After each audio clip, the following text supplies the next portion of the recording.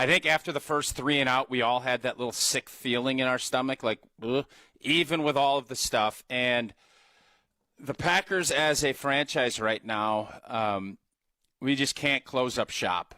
And when we get to the postseason, it has been magnified in a big way. This is – I'm not going to compare this one to the 2014-15 NFC Championship.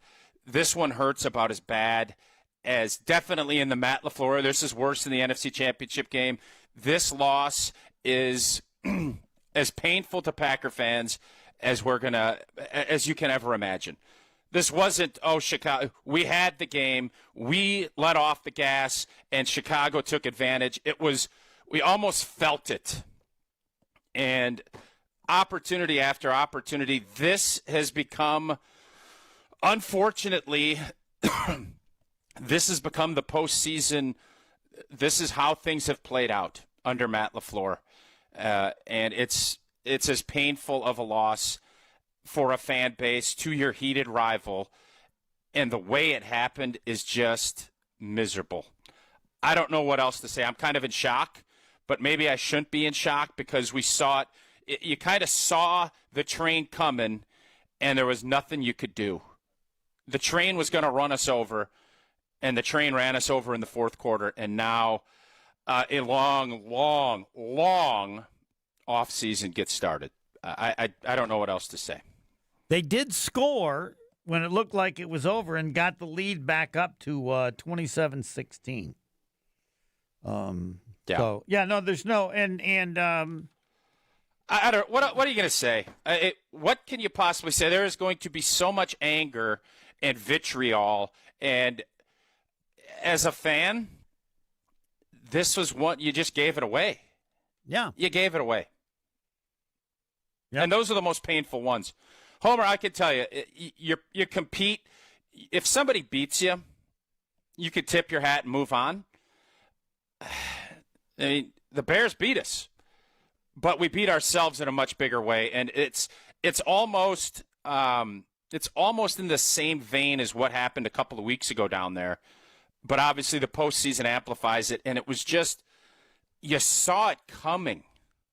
Those are the most painful ones, and I don't know what to even say when it comes to Matt LaFleur. Special teams stinks. I knew the special teams was going to bite us in the keister today, and it did. So there's just so many things that we can get callers to. I am absolutely just about how this thing played out. And we saw it. I don't know about you. Did you see it coming? I saw it coming. I did until Jordan Love did what he's done before when things get bad. When they got the score to get up 27-16, I thought, yeah, now I think they're gonna win the game. I will remember the delay of game penalty after a timeout. You've never experienced that in your life. It should never happen. No, I don't think it ever happened in your football career. I don't ever remember it. Yeah. And I would hope if we did, we'd be punished in running gassers because it can't happen. And then could you have used the timeout with the field goal been good for 39 yards? Well, Homer, first off, I mean, listen, we're going to delve into 100 things, and they're all bad. That's true. You don't use the timeout with 44 seconds. Hey, you don't use the timeout with 44 seconds there. You need to keep that so you can keep working in the middle of the field. Go spike it. Gets to 38, have a timeout in your hopper because you can play defense a whole heck of a lot differently if you know the other team doesn't have a timeout. So that's a chair off the Titanic type of deal, but it was still in play because if you end up winning the game, there's going to still be a lot of things that we had to talk about, but it's getting to be really difficult as a Packer fan to figure out how many scars can we take? How many more can we take? Because it's been a painful 16 years. It's been a painful 16 years of postseason football. Yes. And you wouldn't have thought you'd ever have to Where does this, Homer, is this? I still think the 14 Seattle championship game is worse This is right behind it, though. Well, no, that was significantly worse because it's a better team. Yeah. And the expectations of what Super the team, Bowl and this healthy. team's- I mean, I said this week they're going to get, if they win, they're going to be beaten by Seattle. But as far as the game, it's going to be influenced so much by the Bears and so much by what they did and the quarterback and all that stuff and the head coaches that it's going to be emphasized probably as greater than it really is. But and Homer, the difference too, we were just bad the whole second half. Yes. At least in this, in some of these other games, we'd have some spells. What where happened we'd to do the some things. offense? Tell me. You're an offensive lineman. They score on every possession, and then they punt 3 and out. Homer, What happened? I think people will say they got super conservative, and I think maybe the first drive, but we just got out of rhythm, and I don't know if it was we wanted to just keep the pedal down and we were throwing it and it didn't work. That, my friend, is the question that everybody is going to try and answer. Like, what? The opposite of great halftime adjustments, whatever that was, is what happened in that locker room at Soldier Field, because that was the Dickens. This was the Dickens football game. It was the tale of two halves, and boy, was one great, and boy, did the other one stink on stink. And unfortunately, it was going into the game, Homer, I thought, how are we going to come out with, Jordan missing 3 games, 2.5 games? How are we going to handle that? And it was the complete opposite. It was Seinfeld. It was Costanza. It was the opposite of what everybody thought was going to happen. And boy, it sucks. It absolutely sucks. Let us go to Shugs. Sugar-free. Boy. I just go to him first because I'm not sure he'll be able to handle this. I don't know how Shug's good. Shug. Now, it'll say 5 losses in a row. I, of course, will not accept that because I don't count. The last one didn't count. This one counts. Yes, it does. Yeah. Yes, Shugs. Well, they had the game plan. They containment, right, in the first half. Containment. The defense played out of their minds, okay? And this is the key. The offense was moving. Love was moving in the pocket in the first half. He was not in the second half. We do not have we've got Jacobs, but we need to have these little short passes when this happens. If we can't run the ball, Allen came out and he rushed the quarterback, rushed the rush game. They were blitzing, blitz run, blitz the quarterback. They were coming. So we needed outlets. Okay, that's it. We needed outlets. And repeatedly, we did not do that. So, it was a total meltdown, just a total meltdown. We had the game. Special teams coach is done, for sure. He's done. And, McManus needs to, finally he showed a little after he missed all those kicks, a little fiery. He needs to get in there and take this serious. That was brutal. The special teams, Homer, Shug, is this, where are you ranking this in the pain point of postseason games? I'm just like the last Bear game. It's just like, what just happened? Like, it's just a sucker punch right in the gut. No, ranking it's after 14. Absolutely. It will go down as as the hardest loss to take because of the fans having to deal with the Bears fans, but it's not worse than Seattle. The Bears aren't going. Hey, no, it's not worse than Seattle. Hey, the Bears are not going to the Super Bowl and winning it. We won it in 2010. Okay, in their place. Change this game. You won the game. How did they screw this up, Sugar Free? How did they screw this up? I just told you. It took more than that. That wasn't enough. That wasn't just the similarity to Seattle. That wasn't enough. It had to take that and top of that and on top of that. Come on. You get a delay of game after a turnover. You know what that is? That's like a coach who kicks a field goal when you're down 16-0 and not carrying. How can anybody have any confidence in Matt LaFleur as a coach in pressure situations? I'm going to tell you. You tell me. Tell me. Our line did not. I mean, how can we not run the ball? I mean, we were running the ball in the first half. It was 21-3 at half. The same team. How can you? I just told you. You tell me. No, you didn't tell me how you can go out on the field at the beginning of next season with him I told as your you. head coach. What did the Bears do? What did the Bears do differently? What? Oh, so then the Packers can't do anything? Then the only reason they were up 21-3 is because the Bears let them? Basically, okay, yeah. All right, Played zone, four-man front, never blitzed. Here's the only question that counts. Everything else is crap. Will Ed Policy and anybody else be able to walk out on the field with Matt LaFleur as the head coach? Now, Policy is the only one that counts. But can anybody else?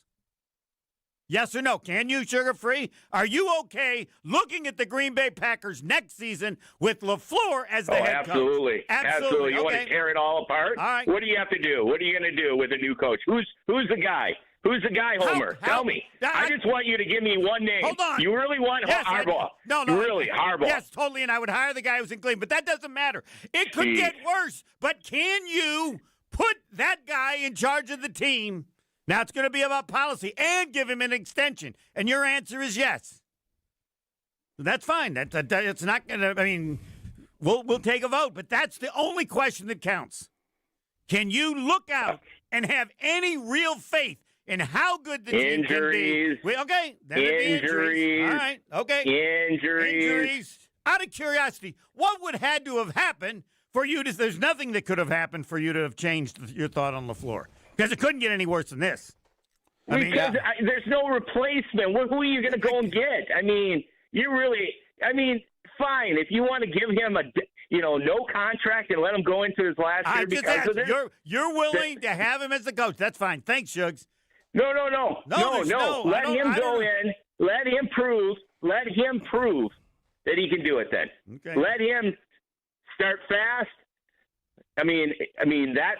Something's going to have to happen. I understand what you're saying, Homer. That doesn't necessarily. If policy believes in him, you're the guys in charge is the one that matters. Nobody else counts. Doesn't mean anybody's going to be happy, or that many won't be happy. How about Hafley? How about Hafley's responsibility? How about Hafley's They all messed up. That's the point. All right, Shugs, we got to get to other people. Tausch, did you want to add anything to that kind of discussion? Well, I'm not even really sure. Shug is saying the injury part, and, I understand that. That's not tonight. Tonight, the injury wasn't the reason we didn't win. We didn't win this game. We imploded. We were just completely ineffective on both sides of the football, and our special teams sucked. And with all of the problems that we had, Jordan Love played a really good football game tonight. We agree? Yes. Oh, yeah. Matthew Golden emerged. Christian Watson, Romeo Doubs. There's a lot. We couldn't run the football, and I think that would have helped Matt LaFleur salt the game away a little bit. But defensively, we got a 4th and 10. Caleb makes an unbelievable throw to Odunze. The Bears made some I want to plays. make sure on that one, Nixon got lost. Nixon was right there. He didn't know where the ball. All he had to do was turn around. Yeah, I don't know what happened. I don't know what happened to him. I couldn't believe he completed it because if he doesn't, game over. Correct. But they didn't. And so the Bears, I'm going to give the Bears some credit, but defensively and special teams in the second half were absolutely god-awful. They were. And there's no way. And, by the way, the Packers caught a lot of breaks in the second half. Good point, yes. So this wasn't – so for all of us that are saying, ref and all this other – we caught a ton of breaks, and we still lost. And I don't know – there's going to be a lot of talk about Matt LaFleur. Homer, you're saying get rid of him, and I'm sure pretty much everybody that's going to – Oh, I thought you did. No, I'm saying that's all this is all – the policy has to decide. If I could get Stefanski, he's gone. Yeah. If I could get Harbaugh, he's gone. Or I don't I know would have about given him a year. I don't know about Stefanski. I'd given him. and Yes, if I you don't can know. win in Cleveland with that owner, and mark my word, all the He Bucs didn't really fans win. should realize. What? He got to He didn't win. He's the only guy who got in the He didn't playoffs win in to the what last we need 30 to do. years. Listen, But anyway, the bottom line is, yes. do you have belief that Matt LaFleur? We all know he can win in the regular season. Your Steve Mariucci commentary from 5 years ago, it's not getting less true. Right. The difference there is they got rid of Mariucci, and it would appear the Packers are going to give this Mariucci a little more time. We shall see. Yes, we shall see. And here's what I said I was going to give him a contract extension of 1 year before this game, so it would have no impact. And I still would have now. Well, he wouldn't sign. Now He's what? not signing that. Well, okay then. He's not going to sign that. Fine. Then you coach next year as a lame duck. Fine. You think he wants to do that? He works for No. me. He's got to work one more year. He can't say I've got all the control. Like hell, you do. You work coach next year or quit. I don't think you can coach anywhere else. If he doesn't want one more year, fine. You coach one more, and we'll see. Homer, if I'm asking you one thing, and what's the one reason we lost this game tonight? Are you putting it on Matt LaFleur? Yes. Okay. The team collapsed in the second half, as you said. There's nobody going to argue with that. And a collapse there ain't nobody arguing straight across is reflective. And, again, his inability in pressure situations to do incredibly stupid things like a delay of game after a timeout. You can't do that. That's like forgetting to put on your uniform, not wearing a helmet. Come on.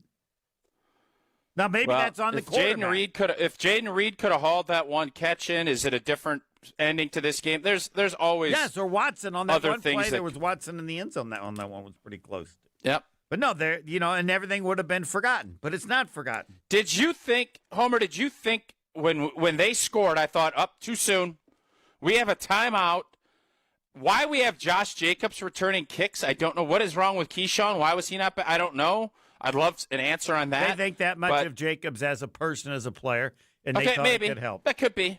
He fumbled, and we got lucky on that. Yes, two times. Yeah. What is the one reason we didn't advance tonight? You're saying Matt LaFleur. No, the biggest reason they didn't advance is injuries. Tonight? They had too many people hurt. Yeah, no, I mean like tonight. Why they lost? If they'd have had no. I'm not interested in. I'm talking tonight. Oh, this. Why game. did we lose? Why did we lose an 18-point lead against the Chicago Bears tonight? It ain't injuries. That's correct. Not tonight. But I'm saying if they had what is it? The healthy team. Well, what is it?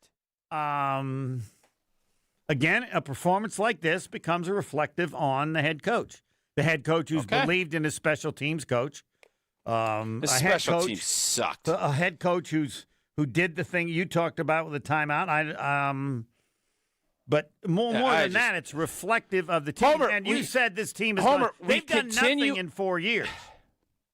Every year. Yes, it's something. We keep thinking we can overcome bad special teams. Every year, it bites you in the keister in the postseason. Every year. Many years. Something's got to be different.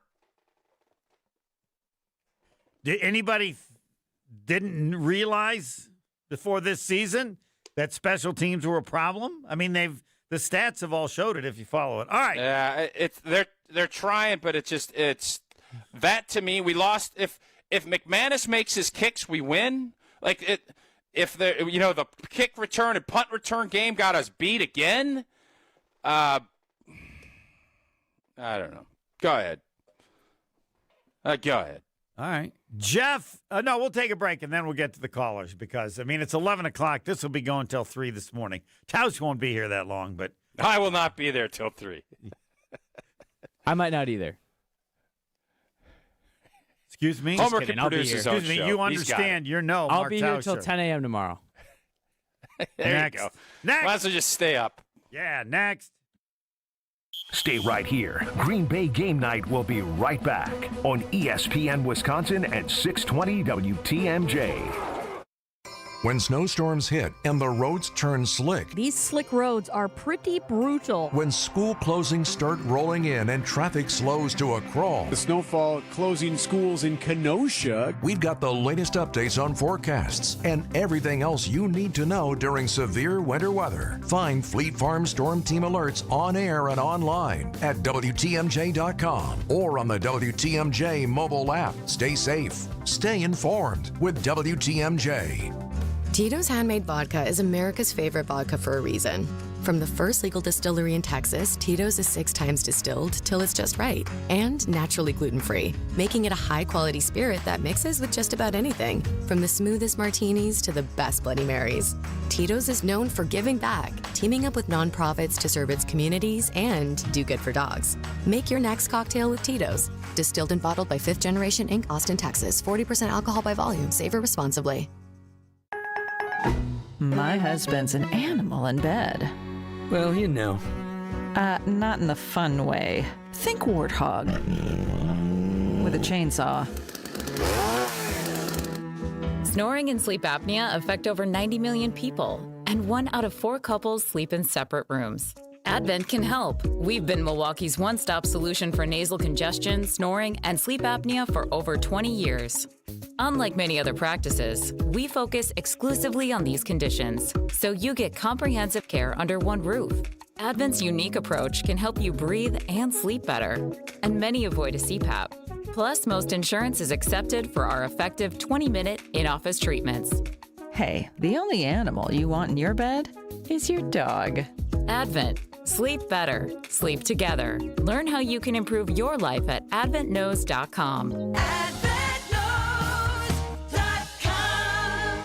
We'll make your ads potent, memorable, and effective. Whether it's radio, TV, billboards, or digital, our understanding of the market and long-standing relationships are unmatched. Anderson Smith represents a substantial amount of advertising billing, which will benefit you in getting much more for your ad dollar. Our compensation model is designed to make it affordable for businesses like yours to use us. And we hold on to our clients because what we do works, and they trust us. Anderson-Smith.com. We help small business advertisers get better results. Too many times was I told, just go out there and sell something. Too many times did an advertiser buy just one package only to be disappointed. I'll give it a try, they said. You know, I was just doing my job until I realized that that job set a lot of people up for advertising failure. So we started Anderson Smith, and since then, we've retained many clients for over a decade and have been a valuable asset to their business because we're helping them rather than just selling them. Anderson-Smith.com. We help small business advertisers get better results. $1 doesn't buy much unless you're spending it at Griffin. For just $1 over cost, you can buy brand new tires from us. This is Jim Griffin. Any major brand, $1 over our cost with free tire repair and lifetime rotation. We'll even show you the invoice to prove it. Our only requirements, we put them on for you. Buy one or the whole set. The dollar deal from Griffin. Milwaukee and Waukesha. Griffin. The buck stops here, but the deals on tires don't. That's Griffin. Not combinable with other tire offers. James Imaging Systems, your local document imaging partner. JamesImaging.com. Wisconsin's Morning News is here for you every weekday morning starting at 6 a.m. Vince Petrano. 2 more shootings by immigration agents, this time in Oregon, led to protests across the country. Eric Bilstad. The teenager from Waukesha accused of killing his parents and stealing their money to plan an assassination attempt on the president is now pleading guilty. And traffic with Debbie Lozica. Right about at 35th Street, the 2 left lanes are blocked right now with a crash. The news you need to know. Wisconsin's Morning News on WTMJ. WTMJ, W277CV, and WKTI HD2 Milwaukee. From the Annex Wealth Management Studios, this is News Radio WTMJ, a Good Karma brand station.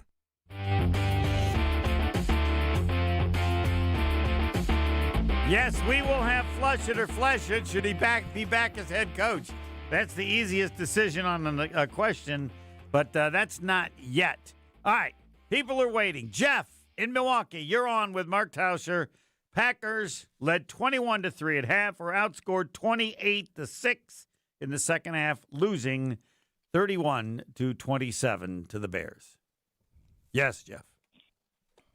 Okay, so yeah, it's awfully depressing and it's a brutal, humiliating loss.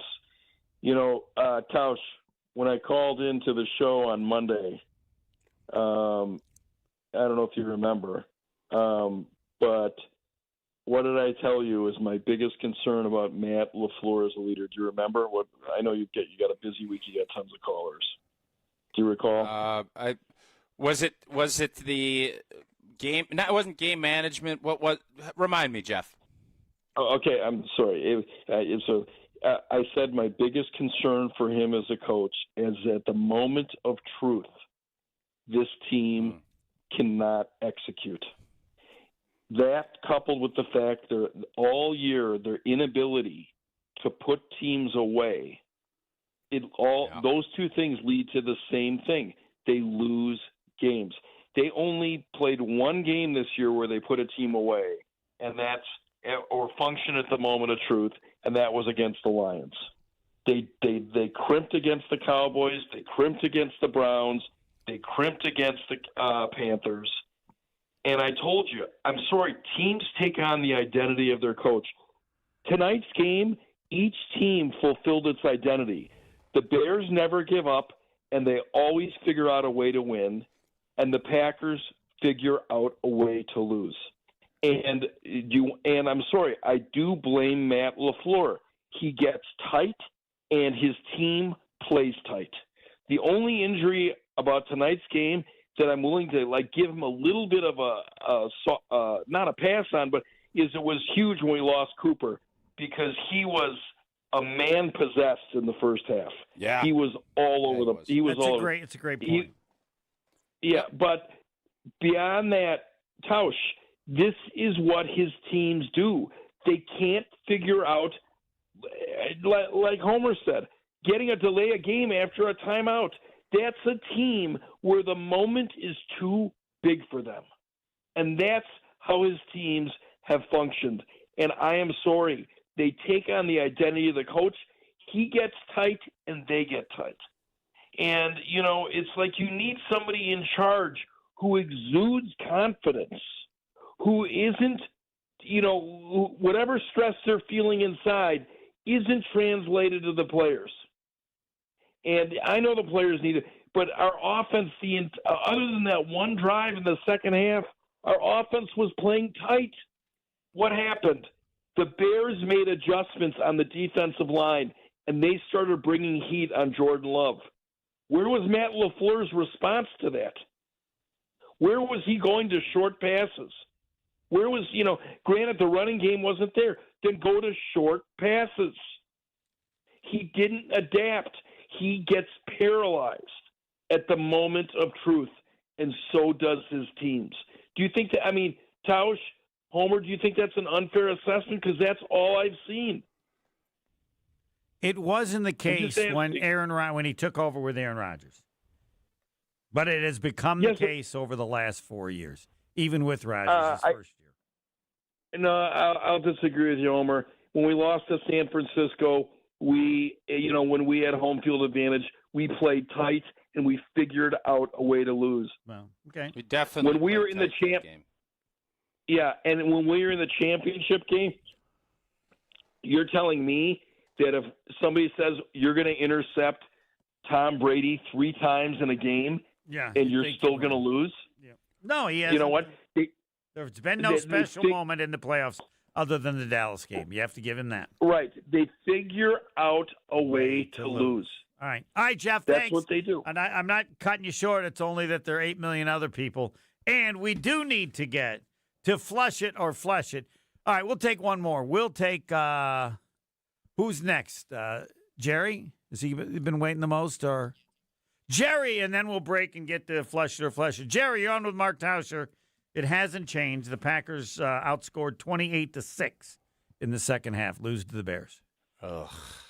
Yeah, this is just so painful. First of all, Bisaccia, he's got to go. You can't. Your special teams can't be this bad. Running Jacobs like that, he's used to running where he's controlling the point of impact. On that, he's hanging that ball out there like a loaf of bread. Of course, it was going to get knocked out. Then LaFleur has finally got to go. He's got to go. You just can't accept it.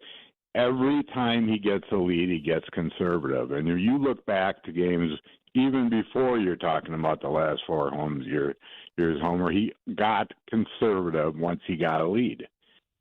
And I'm not saying be crazy, but we had 6 yards in our first 6 plays.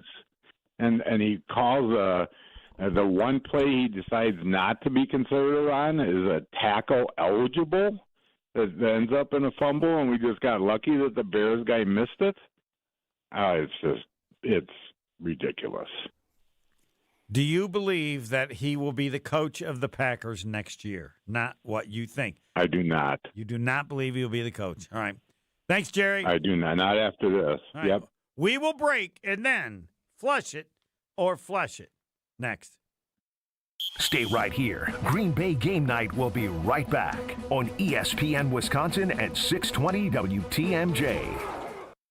Experience hot gaming action and a relaxing spa day. Your perfect winter getaway at the island. Book a stay and float package to get both a standard room and a rejuvenating 60-minute float pod therapy session for less than $100. Complement your stay with an elevated dining experience at Horizon Steakhouse and fun on the gaming floor where big wins wait for you. The Island Resort and Casino's stay and float package runs through February. Call 800-682-6040 to book yours today. Certain days and restrictions apply. When you're injured, you want quick, specialized care, not a long ER wait. The orthopedic care specialists at Ortho ASAP treat fractures, sprains, strains, sports injuries, and more right away. With on-site x-rays and expert care, Ortho ASAP gets you back on track faster. Open 7 days a week with locations in Brookfield and Pewaukee, it's more affordable than the ER. Walk in, get treated, and get back to life. Ortho ASAP. There is a difference. Visit orthowisconsin.com. Recently, a seller that unfortunately ended up choosing another agent called me. She said she made a mistake, and what she was expressing to me sounded like she kind of was bullied into signing with him. Is it typical? Not always, but it will never happen when you hire a Century 21 Benefit Realty agent. I want our agents to be able to look in the mirror and say, I'd want to work with me. Not because they're good at saying what you want to hear or offer the lowest commission, but because of trust. Because if you're not feeling that from your agent, that's a problem, and I don't want that. At 1.9% on the listing side of your sale with our commission capped at $19,000, Century 21 Benefit Realty leads with a very fair and transparent commission structure with maximum marketing that can get your home sold fast and for the best price. And saving money matters, but working with someone who will tell you exactly what you need to know up front, that creates trust. And that matters too. This is Angela Calais with Century 21 Benefit Realty, benefit-realty.com, where you pay less for full service. Each office is independently owned and operated. Previously, it has been gently loved, but here you'll only find very well-conditioned premium home decor items that you likely won't find elsewhere. Distinctive furniture, unique antiques, and original art, and other tasteful home decor at a value. This is Katie with Design Exchange, where discerning buyers with discriminating tastes come to find premium home decor on consignment at 25 to 40% off retail prices in Heartland and Pewaukee. Design Exchange.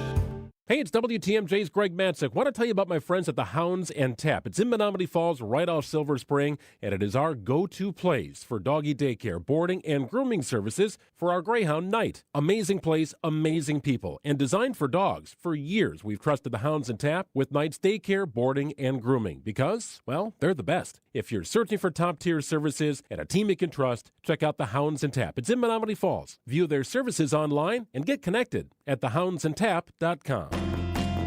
I'm Libby Collins. This week we talk with Milwaukee freelance author Nicole Haase about her adventures being a contestant on Jeopardy. I took a ride share, and because, you sort of have to have like a pass to get on the lot and things, they tell you to get dropped off at the gas station across the street. No, wait. Get dropped off at the gas station? Yeah. There's some of it that's very funny. WTMJ Conversations, Sunday mornings at 11 on WTMJ. Wisconsin's Morning News is here for you every weekday morning starting at 6 a.m. Vince Petrano. 2 more shootings by immigration agents, this time in Oregon, led to protests across the country. Eric Bilstad. The teenager from Waukesha accused of killing his parents and stealing their money to plan an assassination attempt on the president is now pleading guilty. And traffic with Debbie Lozica. Right about at 35th Street, the 2 left lanes are blocked right now with a crash. The news you need to know. Wisconsin's Morning News on WTMJ. Game night on ESPN Wisconsin at 620 WTMJ. Flush it. We failed multiple times with bad ideas. I didn't know were bad till I realized they didn't work. Or flesh it. Yeah, that's one idea. Or we can work as a team. Brought to you by Gordon Flesh Company. Business technology managed. Taking the worry out of your office equipment and IT needs. And before we flush it or flesh it, we will hear from Hall of Famer Mark Tauscher on the Gordon Flesh Company. It takes a team to meet just about any goal. That's just true on the football field. As it is in the office, the Gordon Flesh Company has been providing cutting-edge technology for companies of all sizes for over 65 years. Visit gflesh.com to learn more. And flush it or flesh it, 2 parts. Will Matt LaFleur be back as head coach of the Green Bay Packers? And should he be back as head coach of the Packers? Take it away. Yeah. Mark Tauscher. We should definitely flush this out. Should he be back? I think we need to take the emotion. You don't ever want to make big decisions on a big emotion, right? And that has been the said. question I have for fans are going to say, get rid of him tonight. Is Matt LaFleur a good football coach? He is. Is there a time and a place that it comes to where you need to do something different? Because this is what we've seen. This has been kind of the standard. Like, if you're asking me how a postseason game is going to go, this has become the norm. It is. And I think we notice it with the calls, and I'm sure you get a bunch of texts. People are kind of like, nobody's all that shocked. In a complete shocking game, if you're just a national fan of the game and you're watching, you're like, oh, my God, how did that happen? Packer fans are kind of looking at like, seen this script before. Yes. Seen this movie before. Yeah. Oh, well. You know, I had a couple of dads at around my kids' age kind of text like, my kids are going nuts. And I'm sitting there saying, what are you nuts about? This is what happens. You haven't been around long enough. This is what happens. And that is not a great place to be as a fan base and as kind of just an overall thing. So this was a tough one. But Matt LaFleur, I still believe Matt LaFleur is going to be the coach. Mm-hmm. To answer your question, I believe he's going to be the coach when 2026 starts. Yeah, and as president of the Green Bay Packers, I make it clear. You got 1 year left on your contract. We'll honor that year. And if he says, you don't give me a new deal, I'm gone, you say, good luck. Right. And I don't know. Okay. How do you, so you have a job and you quit. You can't coach anywhere else. Well, Homer, you've been around the NBA long enough, and coaches and quarterbacks have it different than the rest of the NFL. Oh, I see. You could trade him and then get some picks for him. You could trade him. You can force your way out. You can it's not you have a contract to live up to it. Now, you can do that if you want, but almost every coach I know, because you can't be a lame duck coach in an NFL locker room. You can't. Really? I've lived it. It's just not a place you want to be. I mean, he's coaching for his job. I mean, that. A lot of people do that, right? Yeah, I know, but if you're a big boy coach and you think there's a bunch of teams that want you, you ain't playing on it. You're going to go get a 5-year deal. Okay, I mean, I'm confused because I don't see how you have the ability to do that. Homer, it is going to be fascinating to watch. I think it's going to be a lot less dramatic than I think Packer fans are hoping it's going to be. But I'll say this. Ed Policy is going to hear a lot from fans, from people. It is not going to be easy to just rubber stamp and say, yep, another 5-year deal. because we've seen this movie and people don't want to come back and watch a sequel of another sequel that wasn't very good. Exactly as it should be stated. All right, let's go to Sean. Sean, you are on as we've just finished Flush It or Flesh It. And it is the number one issue. Who will be the coach, Matt LaFleur or not? And as president, he could just say, I still believe in it. It was a horrible loss, and he's got 3 more years. But you're right. You won't have any popular fans, but if you believe he can win, then that's what you do if you're president. Sean, you're on with Hall of Famer Mark Tauscher. Hey, guys. Time to clean house. Start with LaFleur, go with Gary, and then end with McManus. Those 3 need to go right away. Elevate the defensive coordinator up to head coach, and we'll take it from there. But as the previous caller said, this team takes on the character of their head coach. And the head coach, I'm going, like, the best part about, remember, what is Denny Green famous for, saying, in a verbatim, an online meme? We are who they thought they were. Yeah. We let them off the hook, And we're never going to see that from LaFleur. It's going to be a vanilla milquetoast press conference being like, well, that's what hurts, and we should have done better. That's on me. Like, there's no emotion around this man, and there's no urgency, and the team's not leading from that. And, Tausch, I'd love to hear, like, when you were with Hold on, Big Sean. Mike, Hold on, we'll keep it, Sean, but we have the opening statement of Matt LaFleur, right? And it's not that long. This is the first thing he got up on the podium and then said this. Well, obviously, this one is going to hurt for a really, really long time. When you are in complete control of a football game and the script gets flipped in the second half, and it was a lot of self-inflicted things. And give credit to them. We knew they were a team that could come back and fight. They proved it all season long, and we had opportunities to kind of put them away, and we didn't get it done. There you have it. The comments. Do you wish to have a comment on the comment, Sean? I'll ask Tausch the same thing. This would be a good segment. Yeah, no. I mean, it's milk toast. There's no fire or energy behind that. By the way, Tausch, good to see you this morning. Hope your kids won at B-ball, but I just cannot believe anyone in that locker room. And Tausch, question for you: Big Mike. Yep. Had to, like, you wanted to walk through a wall of fire for that guy. And I'm sure he made you feel like that in the wins and in the losses and, during the Super Bowl. But, like, I just, he is not getting 100% out of the players. And that's what good coaches get.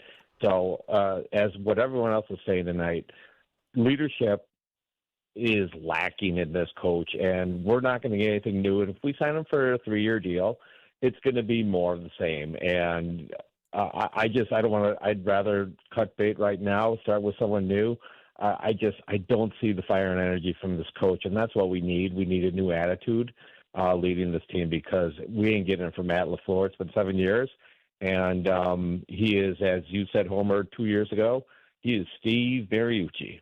And Steve Mariucci is a nice guy, and he's great on TV, but he's not a great coach for the Green Bay Packers, and I hope that he is no longer the coach. Thanks for the call. You do have to be willing to risk that the person you bring in won't be as good.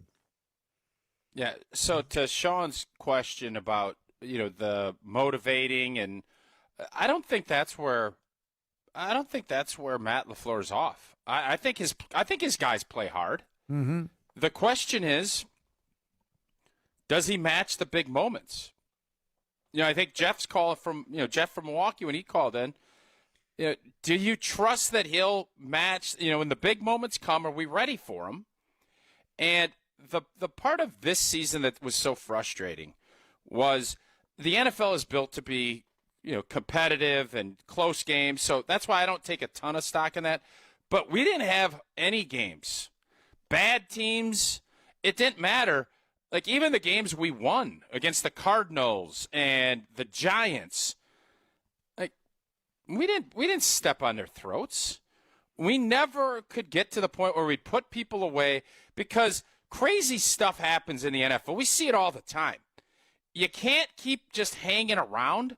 And I do think part of, for whatever reason, in the Matt LaFleur era, there have been parts of games where we have not stayed on it, and you let teams hang around, and you get your blank beat in the NFL when you do that. And unfortunately, it gets highlighted in the postseason because the margin is just not the same as when you're playing a team like Arizona or a team like the Giants.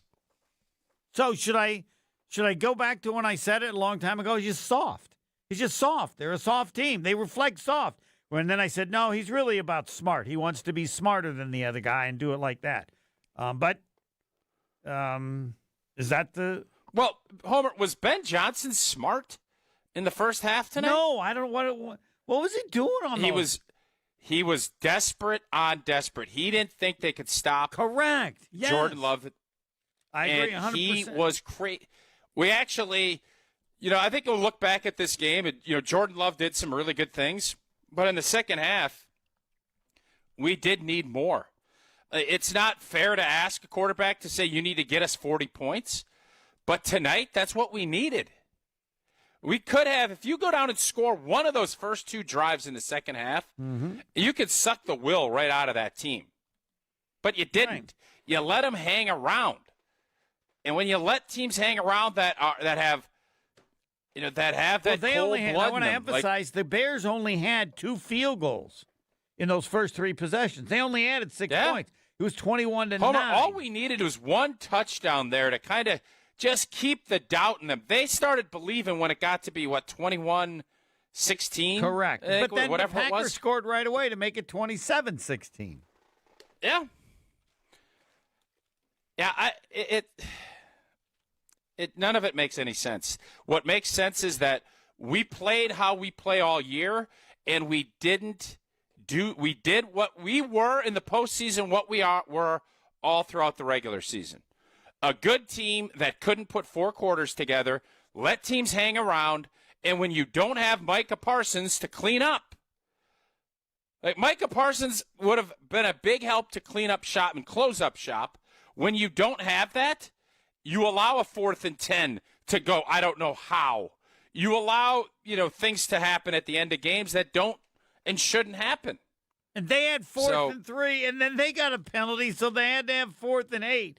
That's when Odunze had that catch for when there were 4 defensive backs around him when he had it for 27 yards. And then they had 3rd and 10, and they had a pass for 22 yards. When you look at it, you say it's not possible. All right, we'll take a break and then get to more of your calls. Again, Packers 21-3 in the first half. Bears 28-6 in the second half, so the Packers lose 31-27. And will LaFleur be the head coach for the Green Bay Packers next season? Next. Stay right here. Green Bay Game Night will be right back on ESPN Wisconsin at 620 WTMJ. Wisconsin's Morning News is here for you every weekday morning starting at 6 a.m. Vince Petrano. 2 more shootings by immigration agents, this time in Oregon, led to protests across the country. Eric Bilstad. A teenager from Waukesha accused of killing his parents and stealing their money to plan an assassination attempt on the president is now pleading guilty. And traffic with Debbie Lozica. Right about at 35th Street, the 2 left lanes are blocked right now with a crash. The news you need to know. Wisconsin's Morning News on WTMJ. Tito's Handmade Vodka is America's favorite vodka for a reason. From the first legal distillery in Texas, Tito's is 6 times distilled till it's just right and naturally gluten-free, making it a high-quality spirit that mixes with just about anything, from the smoothest martinis to the best Bloody Marys. Tito's is known for giving back, teaming up with nonprofits to serve its communities and do good for dogs. Make your next cocktail with Tito's. Distilled and bottled by 5th Generation Inc., Austin, Texas. 40% alcohol by volume. Savor responsibly. Homer here for Window Nation. Winters can be brutal here in Milwaukee, and if you're cold in your home, even with the heat on, your old windows are a problem. Window Nation can help. Right now, during Window Nation's Buy 4, Get 4 Windows free sale, you can get them with 0 down, 0 monthly payments, and 0 interest for 2 years. It's easy to get the right windows to fit your home and budget. The pros at Window Nation will guide you every step of the way. Don't wait to put an end to your window problems. Right now, schedule a consult at windownation.com. Close your eyes and picture Europe by water, sunlit ports, ancient cities, and effortless elegance. With Viking Cruises and Fox World Travel, the Mediterranean becomes your front porch. No crowds, no casinos, just culture, cuisine, and curated experiences designed for curious travelers. From Italy to Greece, every detail is handled, so all you do is savor the journey. Ready to sail Europe the refined way? Call 866-GO-FOX-GO or visit foxworldtravel.com to book today. Real James Imaging Systems clients. You've heard them right here on the radio for years. For instance, Chris Willems, office manager with Previan Law Firm. I like the fact that the company is local and I can always get a hold of my representative who I have on speed dial or I have a cell phone. Then there's James Imaging Systems client Preston Clark, who oversees IT services at Creative Business Interiors. If I do need service, they're here almost within 4 hours every time. I've never had an issue where I'm like, where is that guy? James Imaging Systems business technology client Lori Salzman, Vice President of Enterprise Services at Junior Achievement of Wisconsin. I've never met an organization that is so responsive to make sure that we are up and running all the time for us to be more efficient and allow us to focus more on the work that we do for helping young people. James Imaging Systems, your local business technology partner. To learn more, visit jamesimaging.com. I've been to my fair share of green and gold games, and the best way to get there is with Accutrans Group. At Good Karma Brands and ESPN Milwaukee, we use Accutrans Group to get our partners to and from Green Bay, and it's always first class. From stadiums to concerts and tailgates, your game day fun starts the moment you step on board. Sit back, relax, and let their professional chauffeurs handle the traffic while you enjoy the ride. Accutrans Group is Milwaukee's premier ground transportation, available 24/7 with sedans, SUVs, limos, vans, and buses. Book today at Accutransgroup.com. When snowstorms hit and the roads turn slick. These slick roads are pretty brutal. When school closings start rolling in and traffic slows to a crawl. The snowfall closing schools in Kenosha. We've got the latest updates on forecasts and everything else you need to know during severe winter weather. Find Fleet Farm Storm Team alerts on air and online at WTMJ.com or on the WTMJ mobile app. Stay safe. Stay informed with WTMJ. On ESPN Wisconsin and 620 WTMJ.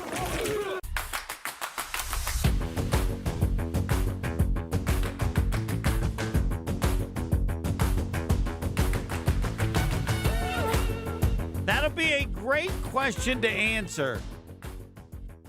How'd the Packers lose the game? How'd they lose the game? We'll first have a Tito's and then answer that, but I don't know what I would say. A total team collapse in the second half after leading 21-3, with additional comments about, like, guys, fourth down, and you get an interception 25 yards down the field. Come on, man! I get upset when NFL players do stuff that would upset me if I was a Pop Warner coach. Dude, it's fourth down! And there's no one near you. You know, if it's somebody's close, there wasn't anybody within 5 yards of him. So, but I don't know. So, is that fair, Tausch? How did the Packers lose? Total collapse, and the Bears did what they've done to many teams this season? Or do you even add that part to it or not? It's supposed to be different in the playoffs. I mean, yeah. In order for a collapse, the other team has to rise up too. And the Bears played a great second half of football. They did. We allowed them to. And we didn't, defensively it was, I don't know why there was such a difference. You'd have to, ask Cooper. Jeff Hafley. You think, is it Cooper? Yeah, but that was later. In the game. But yeah, there was, obviously they went from kicking field goals to scoring touchdowns. Yep. No pass rush, really whatsoever on Caleb. And if you're asking me, I am so down on special teams that's where I'll answer it. Right. But you can also say offensively, all you got to do is go down and do what you did in the first half. You don't have to be – nobody's expecting you to score every time you touch the football. Yeah. But that's what you did, and you missed the field goal at the end of the half. But that's what you did. And that's what is expected to continue. At least, every other possession, you go down and get points, you're winning the game. And you didn't. So there's enough blame to go around for everybody, no doubt. And Matt LaFleur is at the top of the list because he is the head football coach. Yeah. He sets the tone. And you felt it slipping away, and that's where you hope guys make plays. And to Matthew Golden's credit, he made a couple of big plays. Yes. Jordan Love did, but it wasn't enough. And clearly the Packers were capable of doing that in two halves. San Francisco just did it to the Bears. They beat this. Yeah. They scored whenever they want. All right, let's do Tito's. Then I need something positive. Right. Tito's. Tito's Handmade Vodka is America's favorite vodka for a reason. Distilled 6 times till it's just right. Tito's is known for great vodka, giving back, and doing good for dogs. Distilled and bottled by 5th Generation in Austin, Texas. Crafted to be savored responsibly, and make sure we're crafting it to be savored responsibly tonight, because I know losses like this, you're going to have an extra Tito's. That is typically what happens. Yes. Drink responsibly, but. Absolutely. But. No doubt. But. I don't know what you say after the but. Drink responsibly, but. I don't add any more after that. All right, let's go to Mike, who's generally he's from the Dakotas, but he's in Chicago, or was it the game? Do I have that right, Mike? I wasn't at the game. Oh, you're in Chicago. All right, I stand corrected. Yeah. I'm a little out of it. Tausch said it best though. You answer, Mike? How'd they do it?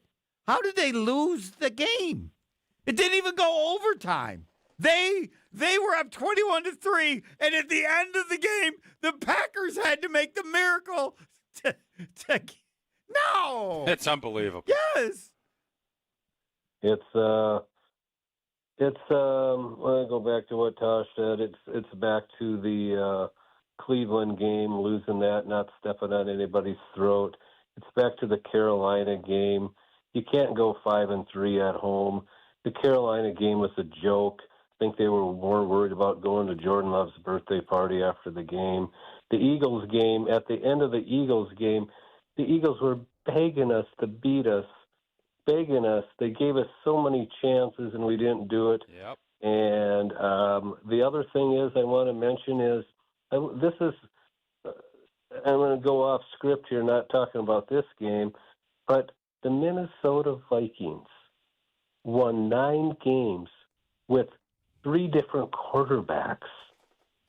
The Lions lost a lot of – I'm not even going to talk about the Lions, but the Vikings won 9 games, the same amount as we did. The same amount. And after this game here, players are not going to play. I was at the 49ers game. I can still hear the block punt in my head when we had 10 people on special teams. Dobbs in Chicago, all he has to do is catch the ball. You know what? We're playing in Lambeau tonight, and I would have been there for the victory.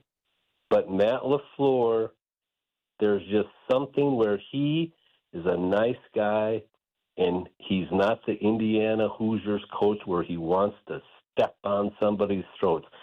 And I'm going to go back to the Minnesota game in Green Bay. We kicked field goals. We kicked field goals there. We could have went for it sometimes to get some touchdowns, but we elected to kick field goals and not stomp on them.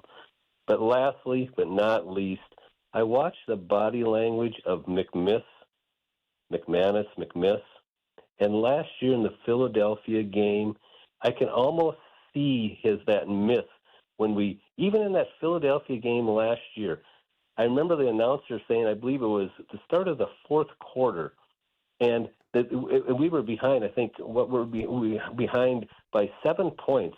And the announcers go, it seems like the Packers are behind 70 points in this game, but here they are with the ball.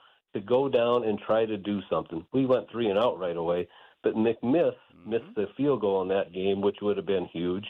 And every sense, I can't remember what game it was where LaFleur yelled at him. It's just like, you know what? You yelled at me. You embarrassed me. You know what? When the big thing comes on, when the big show's here, you know what? I'm not going to do you any favors. I've never trusted that guy. Will LaFleur be the coach for the Green Bay Packers next season? No, he will not be. He will not. I think the Ed policy. I think he either wanted. I think Evo from Carolina Panthers, defensive coordinator. I think the old linebacker coach that left to Jacksonville, maybe Halfley. Would you, as president of the Packers, have a new coach for the Packers next year if you were in charge? Would I? You know, what they're building up there with Love and all that there, you know, new players. And another thing, Wilson, 1 carry today. Seriously, 1 carry. Anyway, so to answer your question, he's a nice guy. Thanks a lot for a lot of wins, but you know what? There's no reason. Let's go back to the losses at home. And then and a Vikings win at the end of the year to play for, we could have been Seattle, even without Micah Parsons. We could have been and Tucker Kraft, our 2 best players, and Wyatt. We still could have had the number 1 seed. Nope, we don't step on anybody's throats. So yes, I hate to say it, he's gone. All right, thanks for the call, Mike. Nicely done. Ron, is that Ron who's next? Yep, let's do Ron. I don't want to be responsible for anything I do tonight. I want to put that. This is.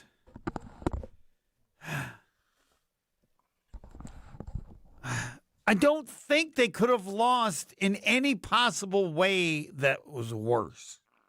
Right? It wasn't close at the end. They were at 21-3, and they had to make the miracle to avoid losing. They had to throw a Hail Mary. Yes. They had to throw a Hail Mary, which wasn't a Hail Mary. Shouldn't the team that's that was down, a weird ending to the game, too. Shouldn't the team that's behind 21-3 have to win on something crazy? They beat the Packers so bad in the second half. Nope. They didn't even need that miracle at the end. The team that was ahead. Actually, this is what I would say if I was changing him. Matt LaFleur is done. He's been a very good coach. But I can't continue when we're ahead 21-3 at half, and at the end of the game, we need the miracle. That is not acceptable ever in the playoffs if we're good. All right, we take a break here and then do sit, mean, sit, or has somebody else been waiting forever? We got somebody over an hour here? Let's go to Ron. He's a little over an hour. Ron. Ron, you are on with Mark Tauscher, Let Her Fly, and you can start with everybody. How did they lose? How did they lose the game? You only get 1 sentence. Is this Ron in Rome? Yes. Yeah. Millions. Yes. Well, I think our main problem is the offensive line, and then LaFleur doesn't compensate for not having a good offensive line. But whose fault is it that we don't have a good offensive line? It's Gutekunst's fault. Okay. All right. And so I think he deserves more heat. And we had a chance to have a GM who's currently ahead of a 14-3 team called the Patriots. His name is Elliott Wolf. Yes. But I knew Elliott since he's a little kid, and everyone thought he was going to be the GM. Right. But you're watching right now. When you come on the show, I say, why did the Packers lose this game? You get 1 sentence. You say because of the offensive line and too many 3-and-outs in the second half. All Same right. as all the other playoff games. Yeah. And even at the end of the game, when all we needed was a field goal, maybe get another 10 yards to get in field goal position, they go for the end zone in that next to the last possession. We have an incomplete, and that's the end of the game. Hmm. Well, could have had field goal kick take the points when you can get them. Yeah, he should have made the Mike Holmgren always took the points. He missed two field goals and an extra point. Yeah, the first field goal, though, that's tough to be. Come on. And that's 55 yards. Well, their kicker didn't have a problem with it. No. But But he did, yes. The second one, and maybe so. They just had to screw up so many things, you know. When we had Mike Holmgren and Mike McCarthy, Ron's point. Go ahead, Tausch. Ron can wait. Tausch, go ahead. No, I was going to say Ron's point on the 3 and outs, 100%. Yeah. But the special teams, you cough one up, you're fortunate to not get it or to get it back. You give up a bunch of yards on punt return and kick returns, and then you leave 7 points. Yeah, the one kick is tough. I'm not going to argue. He had 2 cracks at it. He was off. You could tell he was donezo, and then he misses the extra point. Yeah. Because at least then you have a chance. You tie the game. You go to overtime. 31-28. You're in that position. Correct. You miss that extra point. You leave yourself having to throw a Hail Mary at the end of the game. So there's plenty of it. I don't know if Ron's still there. Ron, you can finish up. Yeah. Well, we're not getting rid of Rich Bisaccia, it looks like, unless we get rid of LaFleur. So I say goodbye. And do you think? Oh, I don't know about that. I don't know about that. He defends them all the time. Even when they had the miscommunication. Yeah, you can defend all you want, but Ron, when the rubber hits the road and you have to do something to keep your job, you can't have special teams this bad every year. You have to at least try and show you're doing something different. Mm-hmm. Yep. But fired Bisaccia when he kept putting McManus in and said he was healthy, and then admitted to Troy Aikman that he wasn't healthy. That should have been the end of him right there. Yeah, I know this. You ain't wrong. You ain't wrong. Thanks for the call. We will get to sit. It's getting worse, isn't it? It's getting worse for me. It's not better. Like, a lot of times you talk through things. Yeah. There's always a finality of postseason football. And for players, I'm gutted for them because they put all this effort in. But I just saw this, and this is interesting. I knew it, but I didn't. It was a good reminder. The Packers, and this is from Rob Madadai. I don't know if I apologize if I'm mispronouncing your name. He's on Twitter. Packers were 9-3-1 with Micah Parsons this year. You know what they were in games he did not play or finish? 0-5. Yep. 0-5. They win this game tonight if Micah Parsons is there. They win the game. Yeah, I'd say he could be the difference. They were doing pretty well through the first half. They were at 21-3. And I want to emphasize, you get a lead like that. You imagine getting a lead like that, Homer, and just being able to go hunt. Yeah. All right, we will break, and then it gets getting worse because you think of, and how about that glad, thing I'm glad up? I got one segment left. I forgot about that one. And you know what, Homer? There. Yes. The whole deal is, it was probably just prolonging it another week. I was going to pick Seattle to beat Green Bay next week because of their defense. Yes. I would have held out hope because Sam Darnold, I don't believe, is that guy. But, man, you just want to keep giving yourself a chance. And every year that you don't, you think you can. Now, this year with two of your best players being out, you can kind of say, we just didn't have the horses, and we didn't. Because if we have you don't think Tucker Kraft, if he gets man-to-man coverage on that route down to Musgrave looked like a fawn again out there. He'd come back to the ball and get a PI. I don't know what the hell he was doing. If that's Tucker Kraft, that's a touchdown. So, you know what? Ifs and buts are candy and nuts. We'd all have a Merry Christmas. I get it. But those things are also based in reality. And, by the way, we were plenty good to beat this team tonight without those guys, but we weren't, if that makes any sense. Yes, it makes total sense. The more that's good because after I said it, it didn't make any sense. But then I said, it keeps getting worse. The more I think, I go, I feel how worse. Did they lose? How did they Homer, lose? I feel worse about this than I did when I jumped on. I think I was kind of in a little bit of I can't believe that just happened, but I can because we've seen it, and now it's kind of setting in that the season's over, that there's a bunch. It's going to be I said Friday, selfishly from a media standpoint, media starts with me. I just didn't want to deal with Bears fans and Bear friends. And it's just because it's going to be annoying. And this is going to even make it more annoying. Right, because they don't have to make it up. And you know what else? We can all sit here and say, oh, we shoulda, coulda, woulda, like we did the last time we played. The bottom line is you have to condition yourself throughout the regular season. You can lose a couple of close games, but you have to condition yourself. I believe I can win. I believe that we'll find a way. And this team this year just never, other than the Detroit Thanksgiving game, they never, what game do you think they came out of it thinking, yeah, we believe it. We believe we can do it?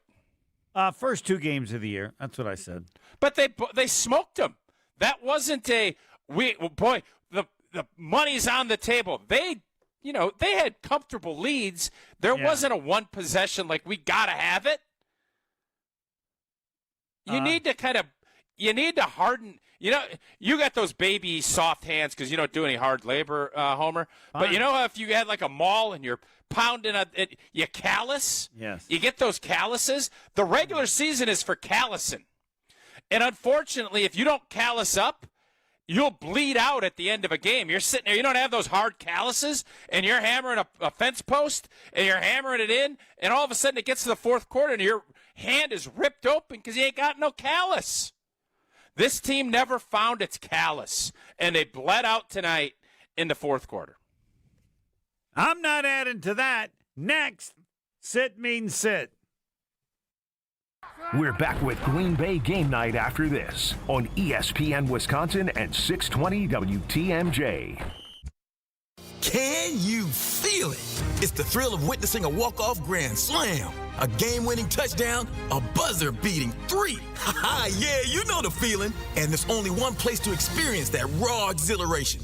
Potawatomi Sportsbook. Catch all the action in a supreme space with dozens of sports betting kiosks, cool drinks, luxe seating, great food, fiery atmosphere, and a monster video wall. Become a legend at Potawatomi Sportsbook. More info online. Must be 21 to enter casino. Hi, this is John Neal, CPA, best-selling author and founder of the Neal Group. Well, here we are. It's 2026. Remember last year when you said never again? Did it work?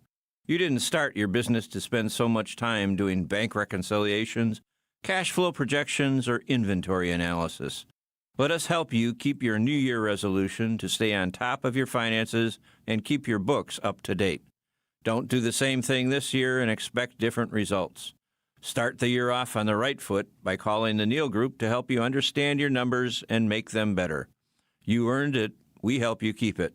Call 414-325-2040 now to set up a meeting to see how you can make 2026 the best year ever. The first meeting is free.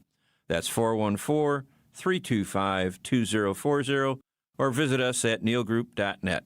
That's NEAL group.net. She's been putting off knee surgery for years, and she had a trip coming up to Ireland. And she knew she was going to be walking a lot more than she had become accustomed to. So she finally took a chance and called for an appointment. And you know, it ended up helping her. She was able to do the walking and sightseeing pain-free. It led to an enjoyable trip, and I think we're going to be able to help her live a better life going forward. One that won't let pain stand in her way any longer. This is Rejuvenex founder Richard Salinas, and these are the kind of real-life stories I love to hear. Pain can take so much away from us. And when we can alleviate that kind of pain, it makes our purpose here at Rejuvenex that much more fulfilling. Don't let pain stand in your way any longer. Every day is precious. Take that next step. Schedule your appointment at Rejuvenex and start living your life again. Rejuvenex. Alleviate your pain. Rejuvenate your life. Take a look at our Google reviews to learn more. With an ever-changing inventory, you never know what great bargains you're going to be able to find at St. Vincent de Paul thrift stores. It makes shopping fun because the best finds are the ones you had no idea you'd even come across. And when they're at thrift store prices, it feels good. And it feels even better to know you're helping us help others. Shop St. Vincent de Paul thrift stores on Highway 100 in Layton and Greenfield, 23rd in Lincoln, and 76th and Bradley Road in Milwaukee. You're gonna love it, St. Vincent de Paul. You're gonna love it all when at St. Vincent de Paul. Old things, new things here for you. We're always changing, we're always new. So many friendly people, smiles from wall to wall. You're gonna love it, St. Vincent de Paul. You're gonna love it, St. Vincent de Paul. This is Matt Meitner, owner of Sit Means Sit Dog Training. Do you find yourself talking to your dog but feel like she's not listening to you? Bella, sit! Are you constantly repeating yourself but she's not following your directions? Sit! Sit! Frustrating, isn't it? At Sit Means Sit Dog Training, we want to help you have a happy, confident, and obedient dog, and we also want to make the training process an enjoyable and worthwhile experience. Contact Sit Means Sit today to schedule a free consultation so we can create a customized training program so you are able to have the dog you want and deserve. Sit Means Sit Dog Training. Sorry, we don't train husbands, wives, or kids. ESPN WKTI.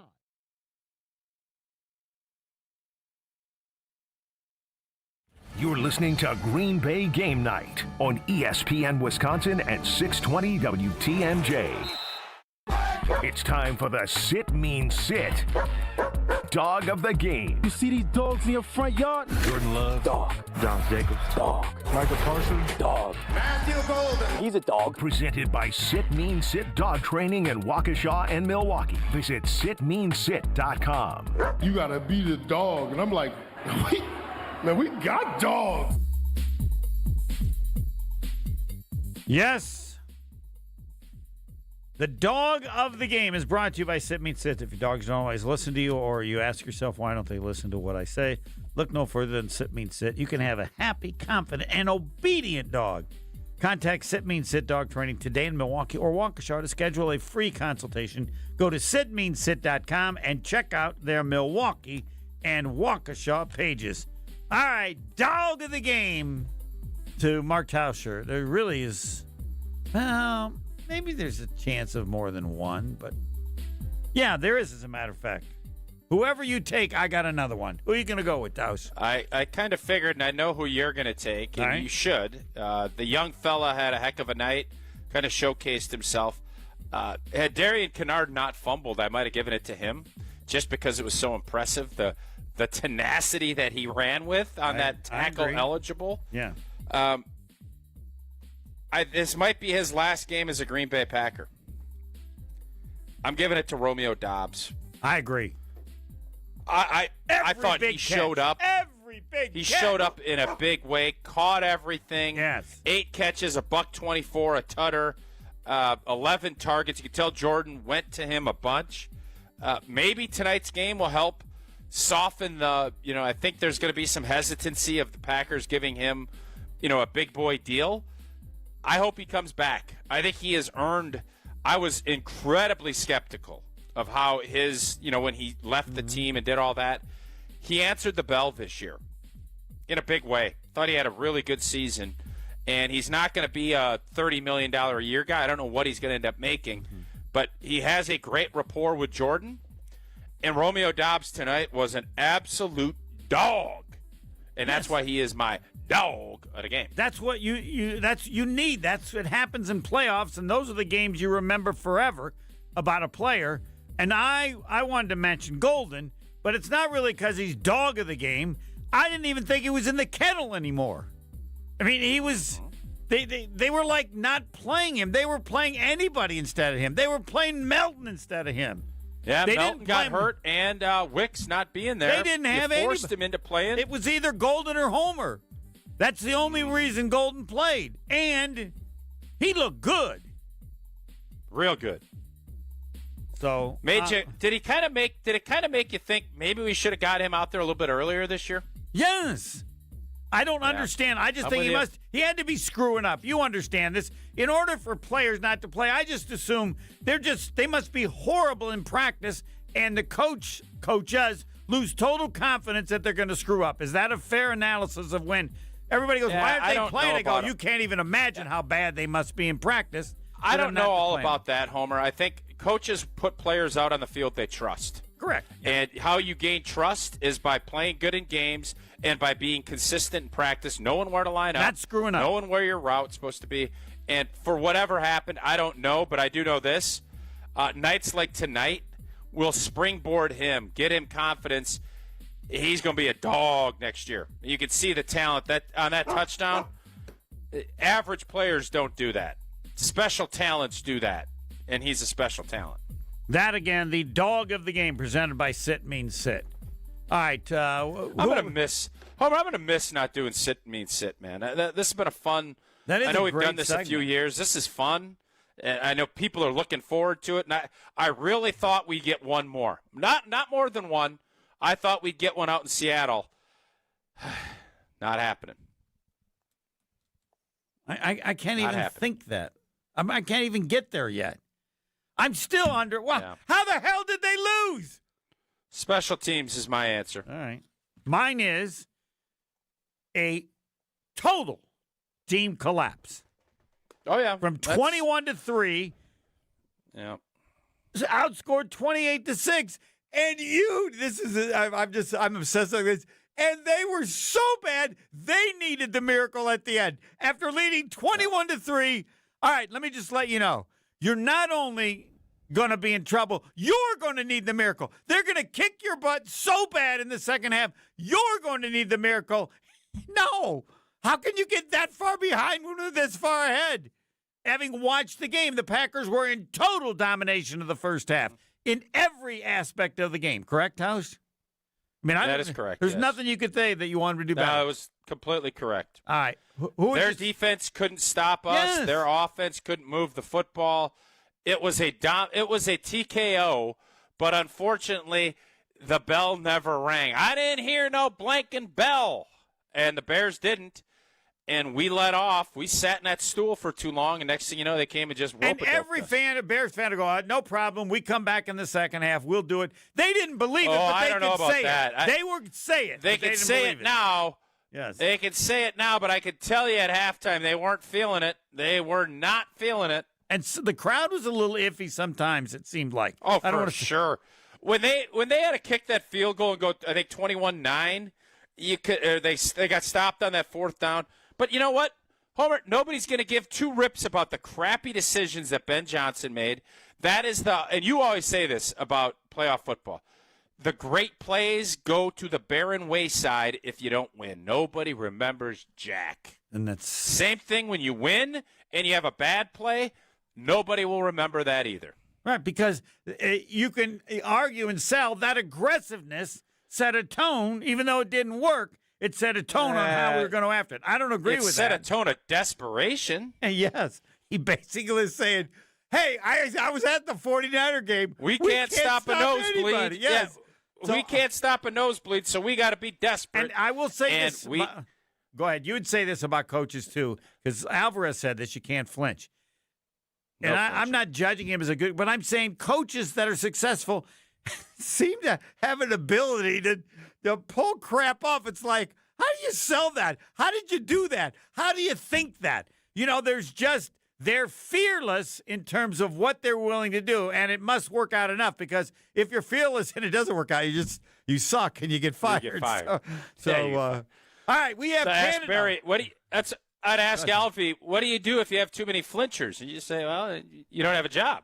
That's what happens. That's right. Yeah, you got to sell it. He said sometimes it's harder than others. I think when he sold that you guys could beat Auburn, I looked at the tape and said, come on, these guys are unbelievable. All right, here's how we win. And he sold it, and you won. Ricardo in Canada. You are on with Mark Tauscher. Oh, boy. Uh-oh. Ricardo is the eternal optimist. Ricardo, give me some optimism even in a day when there isn't any. Mark, my man, I can officially say they've lost me. You know what? Oh, God. I've been riding with Matt LaFleur since the beginning, and you know what? I think it's finally come full circle. How many more games like these are we going to take? Are we going to accept as a fan base and as an organization? And you know what? I think the change happened now for one reason only. New president, new time to put a stamp in the organization. Because guess what? If we have a head coach of opening, this becomes the number one job opening. What coach would not want to coach Jordan Love in his prime? and Michael Parsons coming into his prime. Like, that's automatically top of the list. You have your choice of coach. Matt LaFleur, he may just had just run his course with this team. Too many games, San Francisco, Cleveland, Carolina, Philadelphia last year, Philadelphia this year, twice against Chicago. Listen, this team has always been an offensive run team. I don't care what people say. Our defense can do great things. We just wanted stops. Our defense played their butts off today. They went above and beyond. You know, they didn't pitch a shutout, but they gave us stops. They kept us in the game. They gave us a lead. The offense, too many times they go into neutral and they just can't get out of it. And you know what? Jordan Love needs to get better. He threw 4 touchdowns. He keeps getting into these ruts. It comes to a point where he needs to take ownership of the team and he needs to start commanding his offense. If the play calls are coming in and they're not that good, change the play call. Own it. Do something, okay? Enough is enough. Too many times he's failure to launch, okay? Aaron Rodgers had plenty of times where he would just call his own plays and make it happen. Maybe that's what Jordan Love needs to do sometimes. You're on the field, or there's lackadaisical delay of games, or there's we're up against the clock and everyone just lackadaisical. Oh yeah, guys, just huddle up, hurry up. Like get your ass in gear. What are you guys doing? Like how much time do you think is on the clock? Let's go. Get your ass on the line. Start calling up some people. Granted, Caleb Williams, not I don't think he's half the quarterback that Jordan Love is. Don't give me these. He has these 3-4 great throws.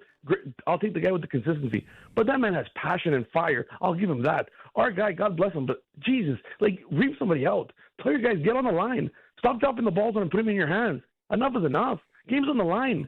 And here's another thing I'll say. Matt LaFleur consistently has made bad decisions. 1, Rich Versace is 1, and 2, Matthew Golden showed his ass off today. And guess what? The worst part about it is that if Bo Melton doesn't get hurt, we don't see Matthew Golden. If Dante doesn't get hurt, we don't see Matthew Golden. Yep. And where's Matthew Golden been all year? He's been doing this all year. You give him opportunity. He's been doing well. But no, in Green Bay, a first-round draft pick isn't a first-round draft pick. He needs to earn his stripes. He needs to go through bull crap, okay? Kid's talented. Put him on the field. Feature him. Make a change. Enough is enough of this crap, okay? Ricardo, do you feel better? No, not really. Oh, okay. I can't even go on Twitter because I don't want to list Bears fans and all this stuff. I'm not going to lie to you. I'm going to watch Landman and go to bed. All right. Well, because you got to take it. And however, whatever Bear fans say, it's true in terms of their ability to come back. And they did it to the Packers. How are you going to argue with them? You can't. That's right. Can't argue with them. Yes, that's the worst part. Sucks. Yes. Worst Homer, part. Thanks for the call, Ricardo. Awesome job. Ricardo is a rock star, man. He calls in every Monday. He is an optimist. And Homer, do you know how hard it is to lose a fan like Ricardo? You have to. You can't rip his heart out and stomp on it. Mm-hmm. You got to rip it out, stomp on it, throw it in a dumpster, wait 6 months, and come back and stomp on it again. And then again. You don't. Ricardo's got just a non-ending deal, and you finally tonight took the life out of Ricardo. Yeah, yes, that's a good point. If you were a president, you would have a Ricardo that you kind of judge and say, "Hey, we can just redo it." And then when you know Ricardo, you go, "Nope, I can't." Ricardo's been an apologist. The people have said he's an apologist. He's crazy. He's too optimistic. He loves the team too much. And Ricardo, we just heard Ricardo, he's done. He wants to go watch Landman and call it a day. And I ain't going to lie to you. I'm with Ricardo. I'm going to go watch Landman and call it a day, too. You got a little more, but not much. Or how long? Can you stay for 5 more minutes? That's it. Or are you done? You're done. You're done. I'll stay for 5 more. All right, we'll take a break, and then the final thought from Tausch, because now during this break, he's going to have to regroup and figure out. Though I think we could hear, I got nothing. Bye. Next. Stay right here. Green Bay Game Night will be right back on ESPN Wisconsin at 620 WTMJ. Analyzing the news from the perspective of those in the field. Hey, it's WTMJ's Adam Roberts. Join me every Sunday at 10 for Reporter's Notebook, where we take a deeper dive behind the biggest stories of the past week, told from the perspective of the reporters, anchors, and news directors making decisions behind the scenes and covering the stories you hear every single day. Bringing you the story behind the story. It's Reporter's Notebook, Sunday mornings at 10 on WTMJ. Tito's Handmade Vodka is America's favorite vodka for a reason. From the first legal distillery in Texas, Tito's is 6 times distilled till it's just right and naturally gluten-free, making it a high-quality spirit that mixes with just about anything, from the smoothest martinis to the best Bloody Marys. Tito's is known for giving back, teaming up with nonprofits to serve its communities and do good for dogs. Make your next cocktail with Tito's. Distilled and bottled by 5th Generation Inc., Austin, Texas. 40% alcohol by volume. Savor responsibly. Without an Advent clinic nearby, people suffering needlessly from chronic nasal congestion and sinus infections would be stuck with either Band-Aid or Sledgehammer solutions. Band-Aids are pills or nasal sprays, and they're not true solutions. Surgery is a sledgehammer, and that's what we're trying to avoid. Because most people don't need surgery for nose and sinus issues, nor do they want a 14-day recovery. Our unique Advent approach can, in 20 minutes in our office, open your blocked nose for good, with only 1-day recovery. I'm Advent founder Dr. Kandula. Outside of Advent's 4 walls, invasive surgery is what they'll recommend. But here you will find effective and convenient in-office solutions to help you stop the need for Band-Aids and avoid the sledgehammer. Go to adventknows.com to schedule your appointment, because Advent knows when you breathe well, you live better. Most insurance accepted. Why work with several sales reps that don't work for you, drinking their company's Kool-Aid, only able to sell what their company has to offer? You'll get biased opinions and probably not a very good deal. When it comes to local advertising, a lot of business owners do this. It takes a lot of time and will cost you more for your advertising than it has to. Let us work for you. We know all the rates for all media. This keeps everybody honest, and when you place the volume of advertising we do, it means you get great deals. Anderson-Smith.com. We help small business advertisers get better results. We'll make your ads potent, memorable, and effective. Whether it's radio, TV, billboards, or digital, our understanding of the market and long-standing relationships are unmatched. Anderson Smith represents a substantial amount of advertising billing, which will benefit you in getting much more for your ad dollar. Our compensation model is designed to make it affordable for businesses like yours to use us. And we hold on to our clients because what we do works, and they trust us. Anderson-Smith.com. We help small business advertisers get better results. Education changes everything. It opens doors, shapes futures, and builds the foundation for our children's success. At City Ford Collective, we're working to transform our city's schools and ensure every Milwaukee child receives the high-quality education they deserve. We've taken real steps forward, but our work is far from done. This giving season, we're asking you to join us. Together, we can secure a stronger future for our children and a stronger future for Milwaukee. To support our mission, visit cityforwardcollective.org/donate. That's cityforwardcollective.org/donate. When snowstorms hit and the roads turn slick. These slick roads are pretty brutal. When school closings start rolling in and traffic slows to a crawl. The snowfall closing schools in Kenosha. We've got the latest updates on forecasts and everything else you need to know during severe winter weather. Find Fleet Farm Storm Team alerts on air and online at WTMJ.com or on the WTMJ mobile app. Stay safe. Stay informed with WTMJ. WTMJ, W277CV, and WKTI HD2 Milwaukee. From the Annex Wealth Management Studios, this is News Radio WTMJ, a Good Karma brand station. Carbless talk and text line, 800-990-3776. 21-3 Packers first half, 28-6 Bears the second half.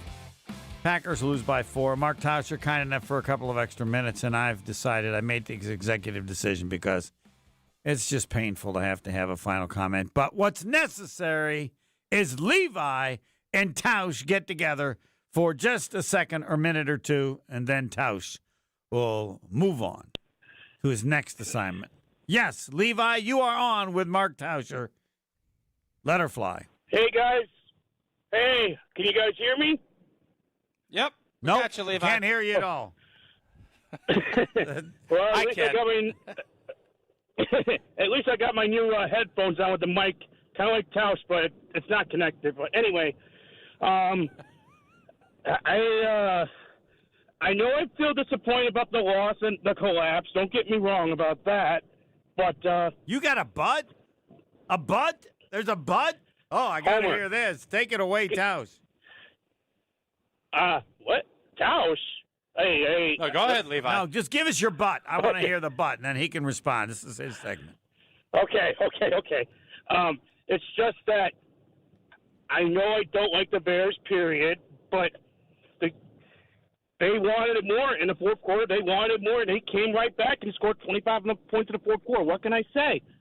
It's just that they just wanted more, and I know Bear fans are very happy tonight. Let them be happy all they want, and they control what they want. But I'm keeping my emotions intact because football is just a game. But I know you guys, if you want to criticize me for that, that's fine. I'm just saying it's just a game because – but it's just great that this rivalry is back on track, man. Just can't wait to – I hope that both the Bears and Packers play in the playoffs more often, and we can have both fan bases have fun, though, you know? That's my take for it. And what were you going to say, Tausch? Well, Levi, appreciate you calling in every week on the post game and on our show. You bet. Thanks for calling in. We appreciate you, and we'll I'm sure talk to you soon. You bet, man. Here's what I would say to Levi. I'm not interested in the Bears rivalry. I'm not interested in the Bears fans feeling good. I'm sick about what happened. I think all Packer fans feel that way.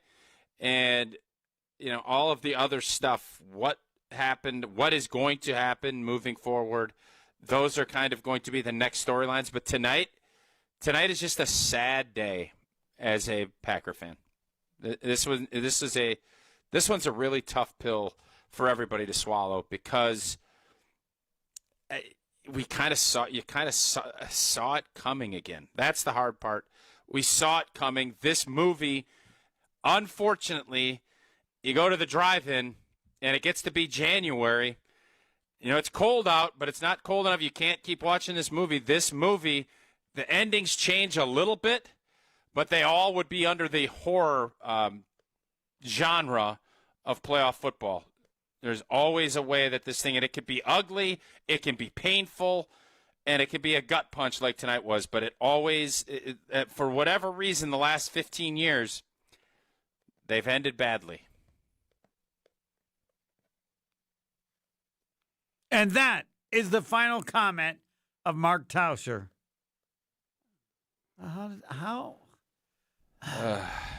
They got lost and didn't come out in the second half, and they went to a different stadium. All right, Tausch, thank you, and you will be on with Wilde and Tausch on Monday, and I don't believe you'll feel any better on Monday. I'll listen to find out if I'm correct. Probably worse because you're going to watch games tomorrow, and you're going to see there ain't a great team this year. The Rams give up 30 points to the Panthers. Tomorrow, I'm guessing you're going to see a bunch of teams slopping around. Somebody's going to find ways to win, and you're going to be thinking, boy, if only. There's nobody. When we play the way we did in the first half, the world could have been our oyster. But as I said earlier this year, we can beat any team, and any team can beat us.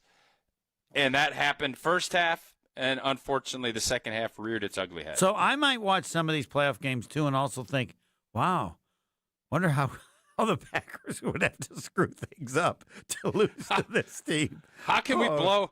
Yeah. It's almost like a pick-your-adventure. How can we blow this lead? Yeah. Well, let's throw a pick. I agree with you. Do you know what everybody would start with? Everybody starts with special teams. I don't know what else is going to happen, but special teams will contribute to that loss. There is no doubt. Every game that this team has lost in a tough postseason, you could probably look at a special teams malfeasance, and that has been a catalyst to how we've blown so many postseason games in the last decade. Thanks, Tausch. See you guys. Gary Ellerson soon. Jason Wilde. I said this one, if the Packers lost, would go till 3, but I'm not sure anybody will be here at 3. I might have to redo my learn how to be producer again. I'll stick with you. Next. Stay right here. Green Bay Game Night will be right back on ESPN Wisconsin at 620 WTMJ. America is kept safe because the Army National Guard responds, protects, and supports our nation when it needs them most. The Army National Guard responds to disasters such as wildfires and floods. They protect us with missile defense, cybersecurity, and civilian support teams for chemical, biological, and radiological hazards. Be there for your community and your country. Visit NationalGuard.com to learn more about part-time service. Sponsored by the Wisconsin Army National Guard. Aired by the Wisconsin Broadcasters Association and this station. Experience hot gaming action and a relaxing spa day. Your perfect winter getaway at the island. Book a stay and float package to get both a standard room and a rejuvenating 60-minute float pod therapy session for less than $100. Complement your stay with an elevated dining experience at Horizon Steakhouse and fun on the gaming floor where big wins wait for you. The Island Resort and Casino's stay and float package runs through February. Call 800-682-6040 to book yours today. Certain days and restrictions apply.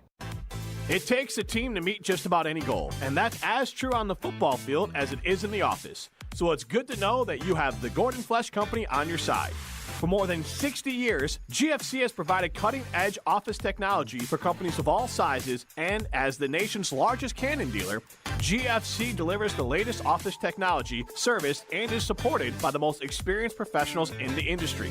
That's business technology managed. Visit gflesh.com to learn more.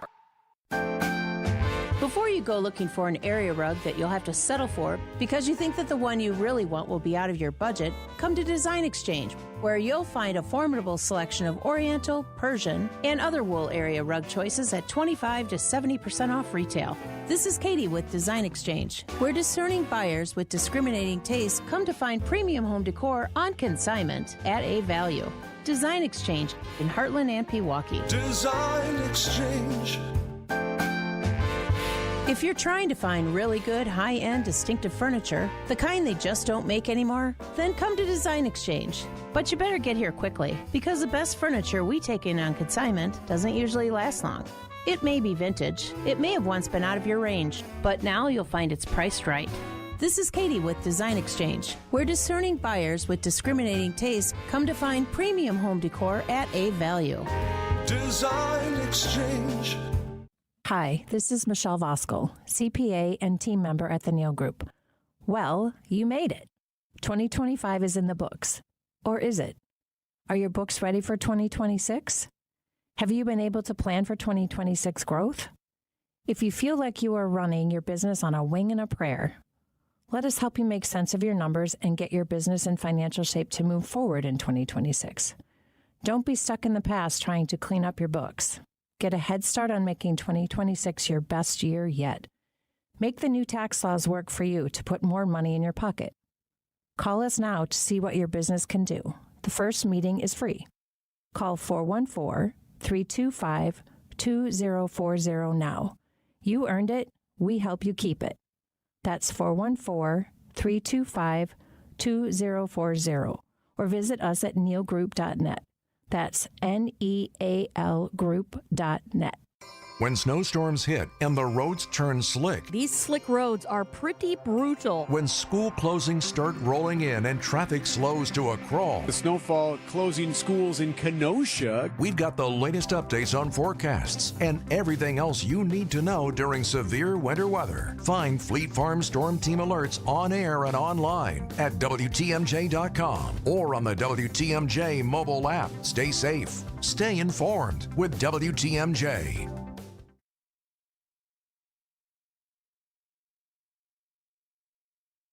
It's Green Bay Game Night on ESPN Wisconsin and 620 WTMJ.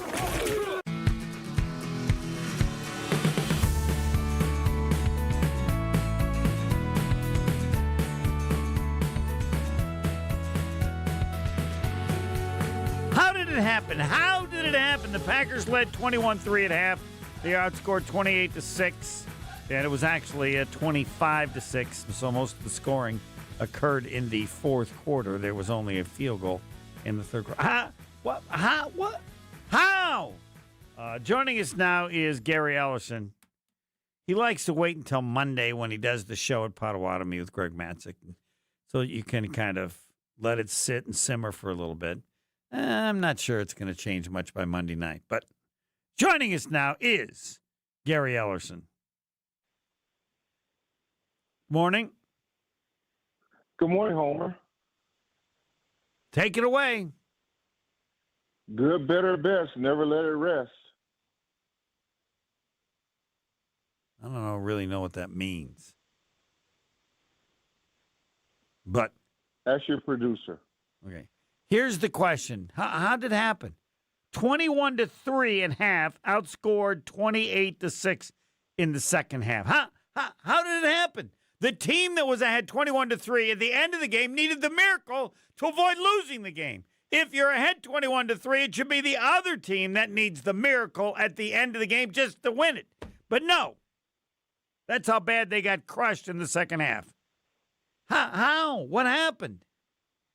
Well, it was just like all the other ones happened. I mean, this has happened all season long with the Packers, right? I mean, if you go back and look at least 5 of the games they lost this year were in similar fashion. They can't finish. There's a team that just can't finish. They can't close the door. And I don't, and I'm not going with this that they're too young or they're the youngest team in the NFL. Forget all that. They have probably more playoff experience than the Bears did in this game. And sure. They just, Matt LaFleur's got to figure out some way to get these guys to play with a killer instinct, and they're not able to do that.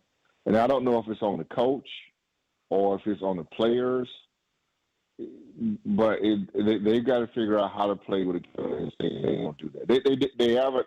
This has been their MO though all year long. They just can't finish. But this one's worse. Come on. Well, I mean, I don't know if it's worse. 21-3, and you're outscored 28-6. No, I think it's worse only because it was a playoff game. But if you keep continuing to show this, and you're losing like this, you already set a pattern. So you know that no safe is too great for right, and the Bears had shown a similar pattern of this year. The other way. Yeah, the other way. I mean, we've seen this. Homer, you know this. We've seen this all season long with the team. And they got to get that figured out. Now, normally you can see certain teams go through a certain maturation on how to get better, and they burst through that wall. Well, that's what I'm looking for the Packers next year. They've got to figure out how to close out these games. Now, I will say this, and they had 2 closers, and I think Tucker Kraft, closer, Micah Parsons, closer. If you're up 21-3 and you got Micah Parsons, I don't think this happens. I just don't. And they don't have that difference maker on defense. They just don't have it. Offensively, I thought Tucker Kraft was those 2 guys to me is one of the reasons why they can't close games. The last thing for me is Zach Tom. I think you saw them miss Zach Tom in the second half. And running the ball. They got after that offensive line in the second half. And I don't know if it's equivalent. Remember when the Packers lost David Bakhtiari? Yes. Was that the Tampa game? Mm-hmm. Yeah. Maybe it's equivalent to that. I mean, they had no answer for that Bears defense in the second half. And listen, Homer, that Bears defense, they were giving up over 5 yards a carry. 5 yards per carry average in the league. Yeah. And the Packers could not run the football to save their lives.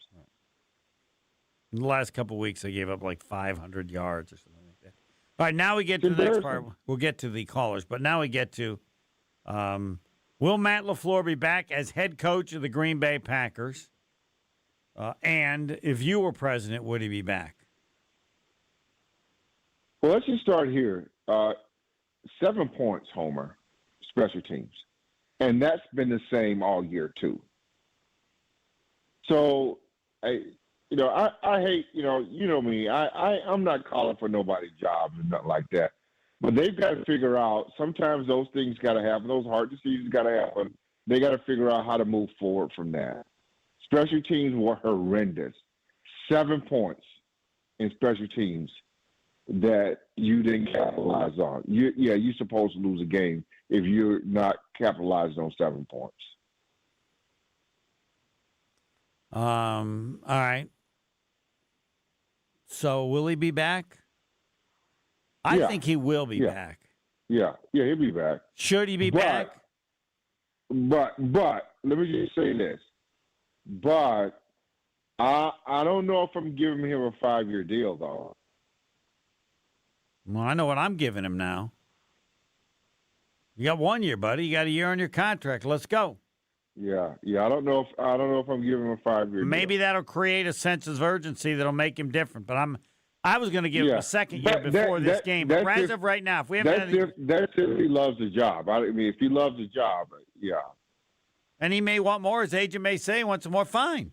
I'm not giving you more. You're the coach of the Green Bay Packers. I mean, you can't. They don't quit, do they? I mean, No, I'm not giving him a 5-year deal. All right. But most certainly, I think I'm in the corner of maybe a 2 or 3 year deal for him. You still believe in him? Well, I mean, I don't know yet. I mean, I think the jury is still out on him, but I think sometimes it takes time, and I'm willing to give him more time before I jump ship. I know what I got. I think the ceiling is higher than most people think. I know a lot of Packer fans are ready to burn the house down right now. They probably want Matt LaFleur fired. They probably want Goody fired and all that. Yeah, I'm not on board with that. Okay. We have who is it that's waiting the longest? Leo in Colorado? Leo in Colorado. Let's go, Leo. He's been waiting 2 weeks. No, not that long. Leo, you're on with Gary Ellerson. Let her fly. And start with, I've asked people calling, you get 30 seconds. How'd the Packers lose this game? How did they do it? Total meltdown. Total meltdown. All right. Didn't adjust in the second half. When they started getting pressure, they didn't get Love out on the edges, taking more advantage of his legs. He sat in that pocket. He looked like a deer in headlights because the pressure was coming after him. And nobody seemed to be open anymore. They were open in the first. Well. That's part of the process, right? Oh, you get him out on the edge. Got a chance. You get them moving. You put a little more pressure on defense when you have them moving. The other thing is defensively, I thought that second half defense was the same thing. I don't think they made enough adjustments to handle what they were showing them. There were receivers running crazy over the middle. Valentine, that bonehead interception, and then later in the game on that touchdown, the winning touchdown, Williams gives a little shoulder shrug. He jumps it. And then it's more wide open for that touchdown pass. I just thought the defense collapsed. And just no imagination on defense in terms of pressure. He had defensive ends, Hafley had defensive ends dropping off and trying to cover it back out of the backfield. Come on, what are we doing? So it was like it's a total blow-up, just implosion. As far as LaFleur, bottom line, he's 1-5 in his last 6. People say, well, I want to give him a little more time. How much more time do you want to give him? Now, Packers are stuck between a rock and a hard spot right now. He's got 1 year his contract. There's no such thing as lame duck coaches, NFL, NBA. That's not going to happen. Now, they could offer him a contract, but there could be some conditions. For example, I think he has a hard time, just totally immersed in that offense and trying to run that team as a head coach. You could always put the pressure on him and tell him, okay, 2-year extension, but, you got to figure out who's going to be your offensive coordinator at the end of the day, and you got to start coaching the team as a head coach. During when defense was out on the field, I didn't see LaFleur once on the headphones with Hafley trying to figure out how do we stop these guys. He's back there talking to he never does anything with the defense. But that's my point. Well, yeah, but you should know that Vince Lombardi was the same way. Wow, we're talking apples and oranges now. I go back, and I'm over 75 years of age. I saw Lombardi. But I don't dispute that what you say is. So you'd say you can come back, but you can't be the offensive coordinator. All right. So what if he says, I don't want that? Are you okay? Then you'd say, I've been nice knowing you. Adios. Yeah, that's not going to happen. Well, I mean, that's not going to happen. What's not going to happen? Matt LaFleur is the offensive coordinator, or he's the head coach. He's going to call the plays. I mean, that's like when Mike McCarthy gave up the play calling because he had pressure. That's not Mike McCarthy. Mike McCarthy is a play caller. Matt LaFleur is a play caller. That's not going to happen. If you don't want Matt LaFleur to be the play caller, then you got to fire him. Okay. You got to fire him. Then you got to fire him. Just say you don't want him there keep doing the same thing over and over again? Well, then just say you don't want him. Then say you don't want him. Then say you don't want him. Because that's not what he does. Well, Matt LaFleur is a play caller. He's the offensive coordinator. If you don't want him to do that, then say you want him gone. Then who's the head coach? That's not what who's running the ship? Well, who's running the ship? You want to run who's running the ship? Well, he runs the ship. No, he doesn't. Sure, he does. No, you might not like the way he runs the ship, but no, he runs the ship. Yeah, he runs the show. Yes. Well, okay, he runs the ship, and he's 1-5 in his last 6 playoff games, and I don't see it getting any better. No, then you'd be willing to make a move. That's fine. The issue you want to make a move? Yes. Yeah. Yeah. So then, if you're saying that there's no way they're gonna give him that choice of being the head coach and giving up the play calling duties, then I say move on. Yeah. Okay. Yeah, that's not going to happen. Because who wants to tolerate this mess? For another 6-7 years. I tell you right now, if they decide to move on, he's the next head coach of the Miami Dolphins.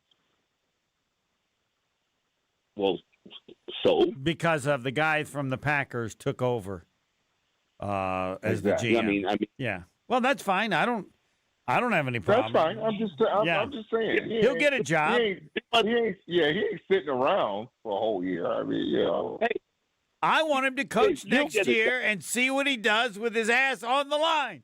Maybe that'll change. But can you make him coach, Gary? He's got a contract. Can't you make him coach the last year of his contract?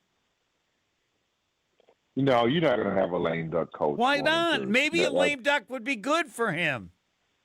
No. No? All right. That's just not the way it works. I know you think differently, Homer. I learned to figure that out now. All right. Well, then he's gone. But I don't want him to coach anywhere else. Next year, you either coaching the Packers, you ain't coaching anywhere. But you that's not how it works, huh? All right. No, it's not. Yeah. Okay. Yeah, okay. Did you at any point in the game think they were going to lose? I never did until the Bears got ahead on their final score. Yeah. No, I thought they were going to lose. Was it the missed field goal in the second half or the extra point? One of those two things happened. I go, they're not winning this. The missed extra point, they were ahead when they scored 27-16 instead of 28. Yeah, Homer, you can't just 7 points. That's a big deficit. You just in special teams, and that's been their bugaboo all year long. It just can't happen. 7 points. I mean, if you make those 7 points, don't you win the game? I've got to look. I don't know. I mean, they lost by 4. If you get all 7 points, there you go. You get all 7 points. I'm not the make it 7 points. The kick at the end. I mean, he was just, and I felt like McMahon just wasn't right. I mean, I looked at his body language, and it just didn't feel right. I mean, after he missed that field goal right before halftime, it just didn't have. Right then and there, it didn't have a good feeling for me. The field goal that he missed at halftime, I didn't feel good about that because you need the points. And then when he missed the extra point, I go, it's over. We're not winning this. No. All right, let's get to Chuck in New Jersey. What Chuck saying? Let's find out what Chuck says. Chuck, why'd they lose the game? You got 30 seconds. Why did they lose the damn game? They're up 21-3 at half. Come on.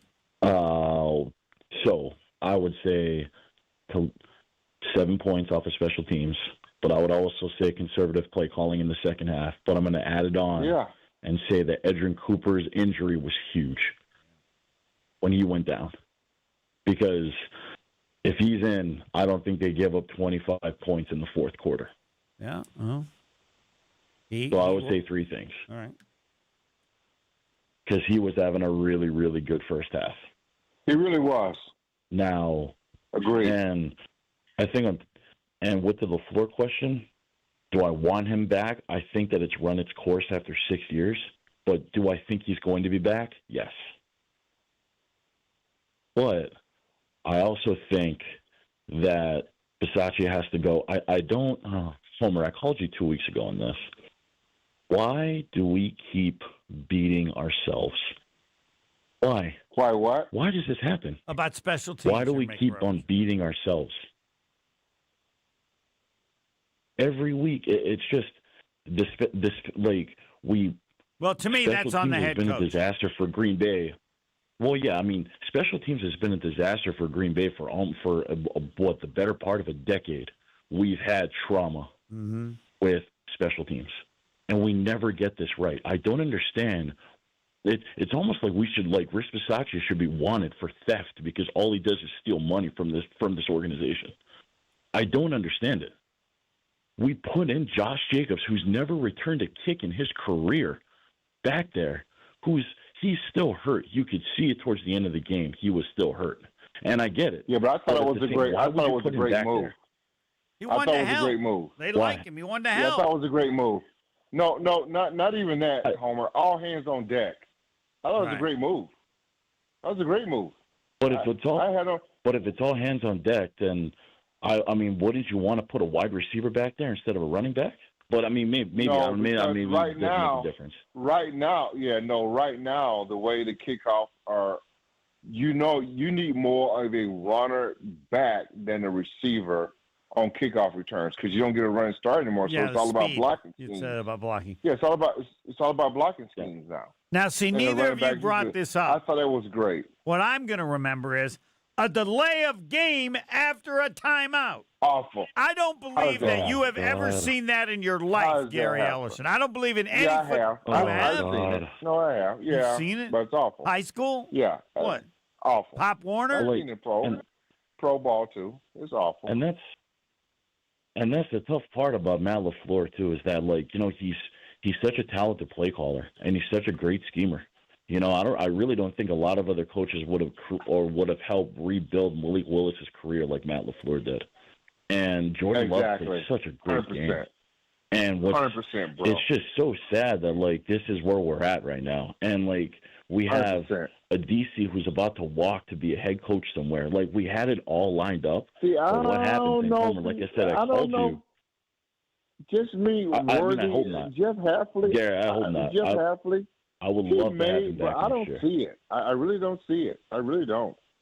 I don't see it. But how many jobs are open, Homer? Is there 7, 8 jobs open? Yes, I think there's there's a ton of jobs. 7 but jobs. I don't. 7, yeah. I mean, I'm willing to gamble. Right. Because you you're that kind of guy. You get worse. No, I don't. I mean, I told you what I want to do. I want to give him 1 year. I want to see his butt on the line and see how he reacts to that. Yeah, nobody's doing that. I guess not. The lame. That's gonna be a tough one. I mean, I think that this is just it's tough because we've had so many chances since he took over from McCarthy. I mean, 2020, guys, 2021, we had one of the greatest offenses in NFL history. Like, I mean, it's one thing after another, and it's getting tougher and tougher to watch. Yeah, you want something different. You'll take you want to win, but you'll take losing, but you want a different kind of losing. I mean, like, my last point is that, like, I'm 36, so I mean, I've been around long enough that I've seen I was very young when we won Super Bowl in '96. I was in college when we won in 2010. I seen the highs and the lows. I mean, But what's been the constant with the Green Bay Packers is when we had Aaron, it was defense. Now it's still defense, but now it's a bigger focus on special teams. Outside of the Bostic debacle in 2014, it's every year it's special teams. I don't understand why we keep on doing this. Like, it's 7 points, Homer. That's a touchdown, man. Yes, it is. But When you're ahead 21-3, you have a 21-3. You know why you have a 21-3 lead? So you have a little cushion. So that something like that happens, 7 points, you're not worried. No. You cannot give up 7 points in a playoff. Yeah, you can. When you're up 21-3, you can. On the road. No, you can't. Right. Not on the road. Not on the road. You can't give up 7 points on the road in a playoff game. Can't do it. All right. Thanks for the call. We will continue on. Millions are listening. Millions are watching. Millions have phone calls. And that's all with Gary Ellerson. And later on, it will be with Jason Wilde. And will we make it to 3 in the morning? Got a chance next. Stay right here. Green Bay Game Night will be right back on ESPN Wisconsin at 620 WTMJ.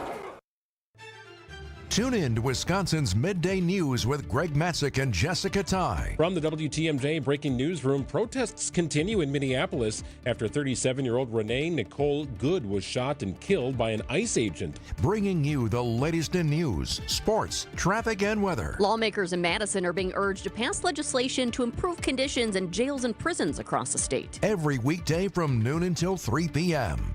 Only on WTMJ. Homer here for Window Nation. Winters can be brutal here in Milwaukee, and if you're cold in your home, even with the heat on, your old windows are a problem. Window Nation can help. Right now, during Window Nation's Buy 4, Get 4 Windows Free sale, you can get them with 0 down, 0 monthly payments, and 0 interest for 2 years. It's easy to get the right windows to fit your home and budget. The pros at Window Nation will guide you every step of the way. Don't wait to put an end to your window problems. Right now, schedule a consult at windownation.com. Is back pain slowing you down? The OAW Spine Center offers specialized care with advanced treatments for herniated discs, spinal fusion, and more. Their board-certified orthopedic care specialists use the least invasive methods, starting with non-surgical options. If surgery is needed, they provide minimally invasive procedures. The OAW Spine Specialists focus on getting you back to an active lifestyle faster. The OAW Spine Center. There is a difference. Visit OAWSpineCenter.com. Gruber Law Offices. One call, that's all. It's not just a slogan, but the way of life at Gruber Law Offices. If you've been injured, call our team today. We've represented tens of thousands of injured Wisconsinites for more than 30 years. Trust Wisconsin's own Gruber Law Offices, proud partner of your Milwaukee Bucks. One call, that's all. St. Anne's Center for Intergenerational Care switched from a previous vendor to business technology from James Imaging Systems. Why?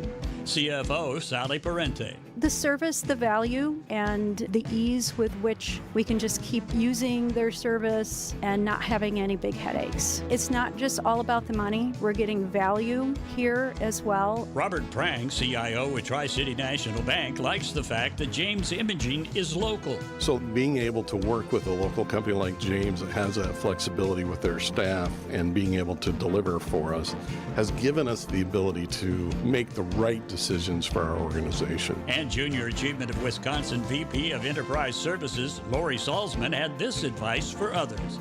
If anybody is looking for a good partner that is there to help find solutions, call James Imaging. James Imaging Systems, your local business technology partner. Visit jamesimaging.com.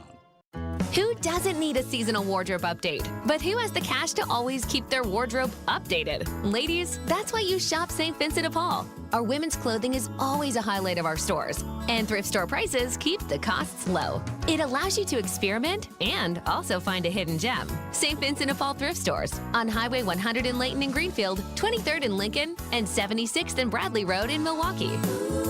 You're gonna love it, St. Vincent de Paul. No matter how many people are in your family, buying new jackets for the cold weather months can be expensive. But when you shop St. Vincent de Paul thrift stores, prices on cold weather jackets will give you a sigh of relief because thrift store prices mean great deals. And right now we have a great selection. Find great deals on cold weather jackets for the family at St. Vincent de Paul thrift stores on Highway 100 in Layton and Greenfield, 23rd in Lincoln, and 76th and Bradley Road in Milwaukee. You're gonna love it, St. Vincent de Paul.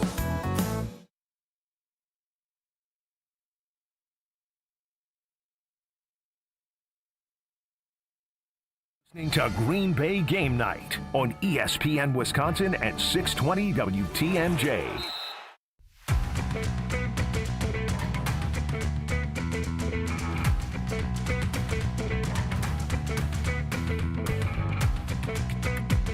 This is Green Bay Game Night / morning. The Green Bay Packers led 21-3 and were outscored 28-6 in the second half. Leading 21-3, the Packers still needed the miracle to win at the end. Right now, partner Gary Ellerson will discuss one of his partners. We need a different Guys, sport. if you think about popping the question, make your first stop at the Jury Center. They've got naturally mined and lab-grown diamonds, and their experts will help you design the perfect engagement ring just like they did for me. Guys, you can find that perfect time to find something special for anyone on your list. Necklaces, watches, earrings, you name it. Check out shoptjc.com or stop by Greenfield, Brookfield, Burlington, and now their new location in Mequon, the Jury Center, where Wisconsin gets engaged. Gary Ellerson, the world, thousands, millions watching, listening. Ryan, you are on with Gary Ellerson. Let her fly. Hey, can you guys hear me? Yeah. Hey, what's up, y'all? Packers fan out of Chicago. I lost my voice on that golden touchdown. That was pretty exciting. But wow. Yeah. We lost that. Yeah. We lost that game on. Hey, Gary, I've been loving your takes all season. You've been reasonable. You've been level-headed. Yep, big fan. But I've been on the Matt LaFleur train the entire season. But today showed that his leadership lost this game. And hey, Homer, are you a tennis player?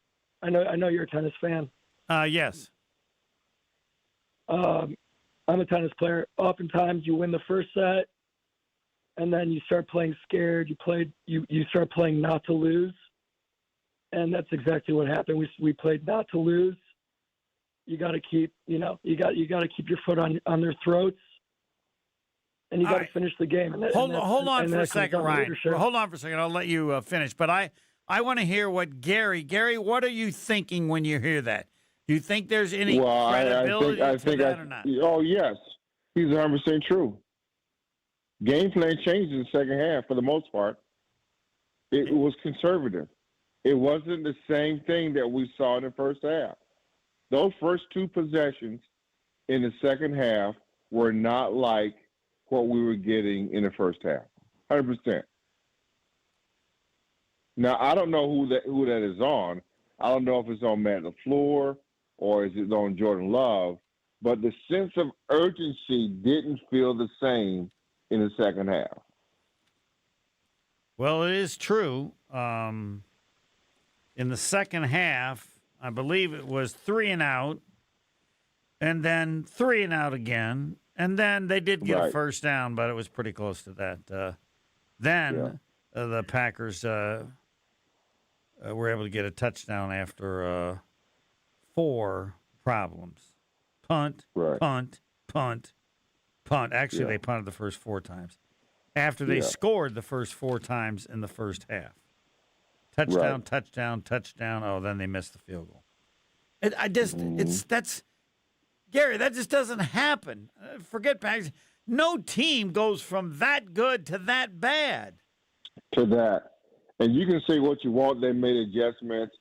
I just think they dialed back. I think Matt LaFleur had he did not have a good scheme in the second half. Wasn't ready. And then when they all of a sudden the Bears got close, they go down and score a touchdown and wasn't ready. Yeah. All right, Ryan, come back. Ryan, now what? I just wanted him to address that. So Ryan, do you have anything else? No, thank you. Yeah, no, I mean, the only other thing is the question is that on the offensive line in the second half because we couldn't get the run game going, or should Matt that was throwing the ball on first down? First down, we kept running it. I mean, I get it. You want to milk the clock. You want to trust Josh Jacobs. We could have run the damn ball. No, they couldn't run the ball. And and thanks for your phone call. I told Homer this. They were giving for over 5 yards per carry, and we couldn't run the ball. And that's happened with the Packers in various times, even with Jacobs. Yes, it sure has. I thought without they Zach missed Zach Tom, that would a lot. explain that. They missed him a lot in the second half. They had no idea what the hell was going on. Potawatomi Sportsbook in Milwaukee has dozens of self-serve kiosks and over 2,000 square foot video wall. Man, I can't imagine what it would have been like watching this game on that great screen. Yeah. Seating for over 200, full restaurant and bar, VIP deck and more. It's a sports betting paradise.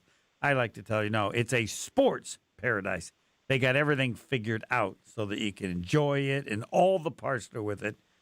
Bet above the rest. More calls and a couple thoughts from Gary Ellerson. Next. We're going to go till 3.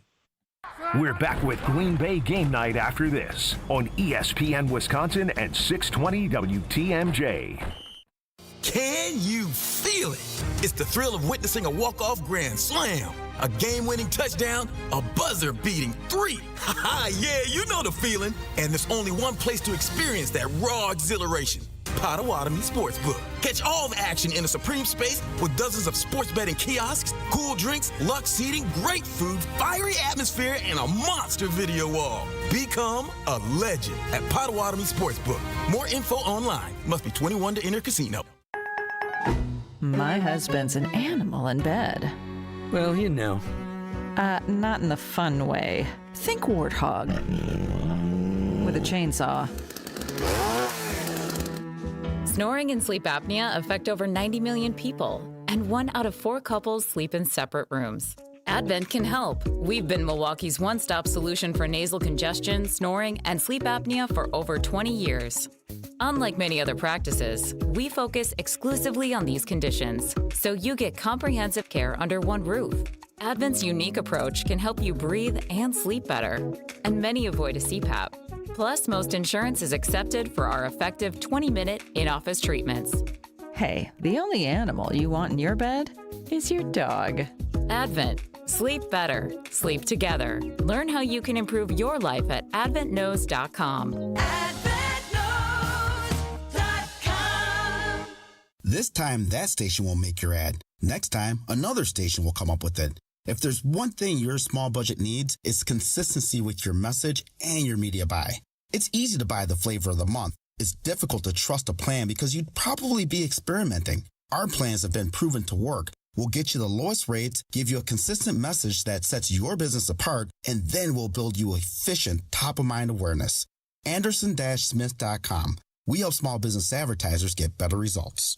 We'll make your ads potent, memorable, and effective. Whether it's radio, TV, billboards, or digital, our understanding of the market and long-standing relationships are unmatched. Anderson Smith represents a substantial amount of advertising billing, which will benefit you in getting much more for your ad dollar. Our compensation model is designed to make it affordable for businesses like yours to use us. And we hold on to our clients because what we do works, and they trust us. Anderson-Smith.com. We help small business advertisers get better results. Recently, a seller that unfortunately ended up choosing another agent called me. She said she made a mistake, and what she was expressing to me sounded like she kind of was bullied into signing with him. Is it typical? Not always, but it will never happen when you hire a Century 21 Benefit Realty agent. I want our agents to be able to look in the mirror and say, I'd want to work with me. Not because they're good at saying what you want to hear or offer the lowest commission, but because of trust. Because if you're not feeling that from your agent, that's a problem, and I don't want that.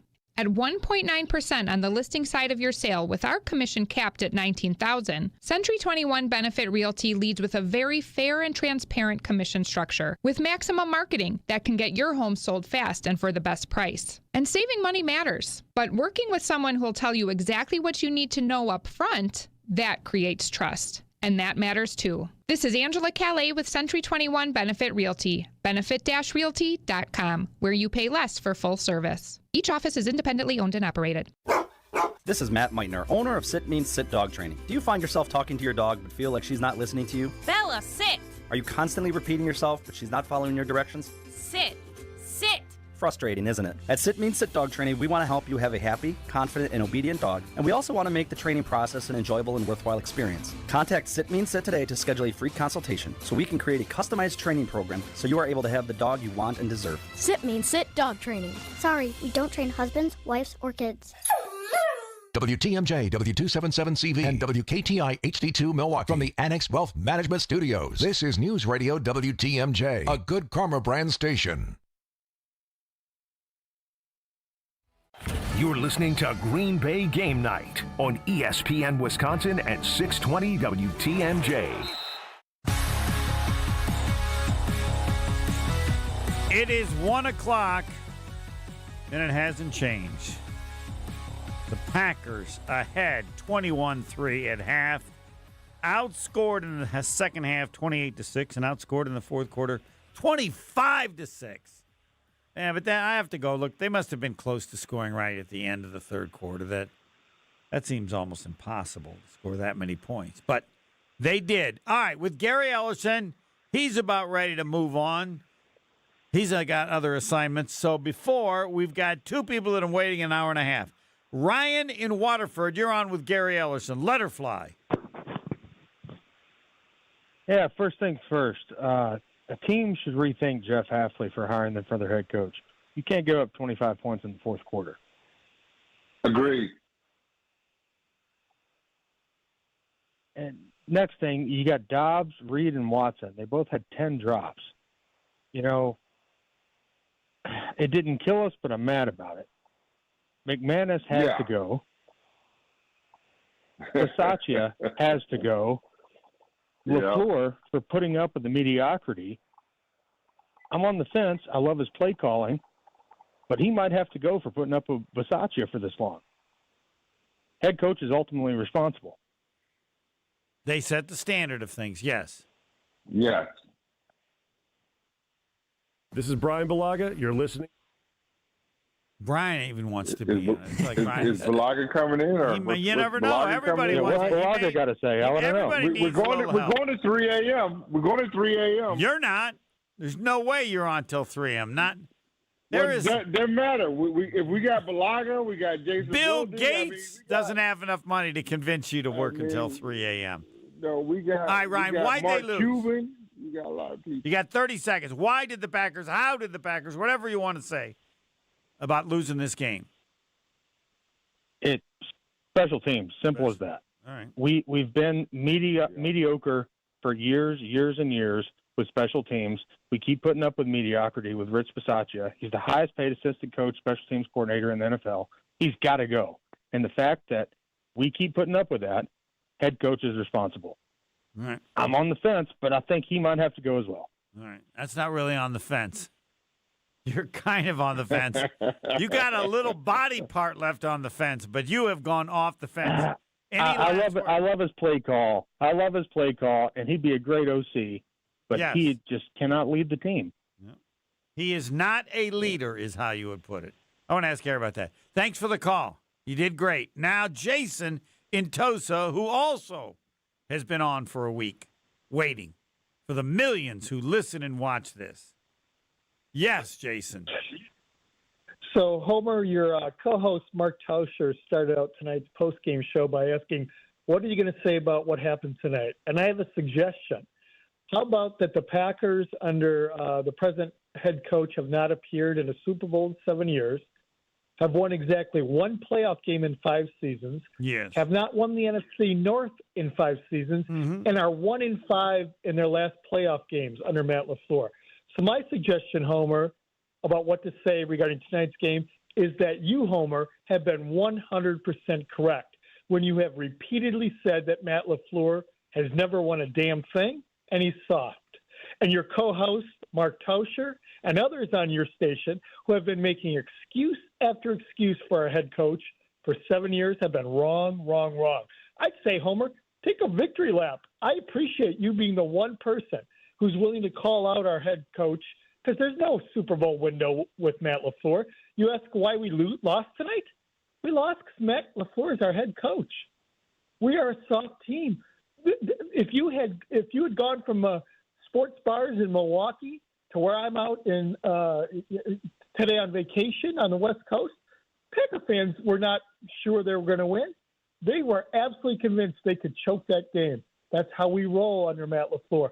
And if that policy doesn't clean house, and I'm with the head coach and all of the staff, they're not serious about winning Super Bowls. Because there's no Let me ask you this. Okay, so that's great. That's great. Let me ask you this. That's great. So let's just look at Matt LaFleur, just the big picture. I'm not just going to say this. All right. So you go hire Matt LaFleur, and so you've got a veteran quarterback, right, in Aaron Rodgers. Correct. And so you're bringing in your system, and Aaron Rodgers got to learn the system, right? Your system. Then Rodgers says, no, you know what? I still want to run Mike McCarthy's system, even though I ran Mike McCarthy out because his system was antiquated, but I want half of Mike McCarthy's system in with your system. Don't you think that takes time to get to know the first year?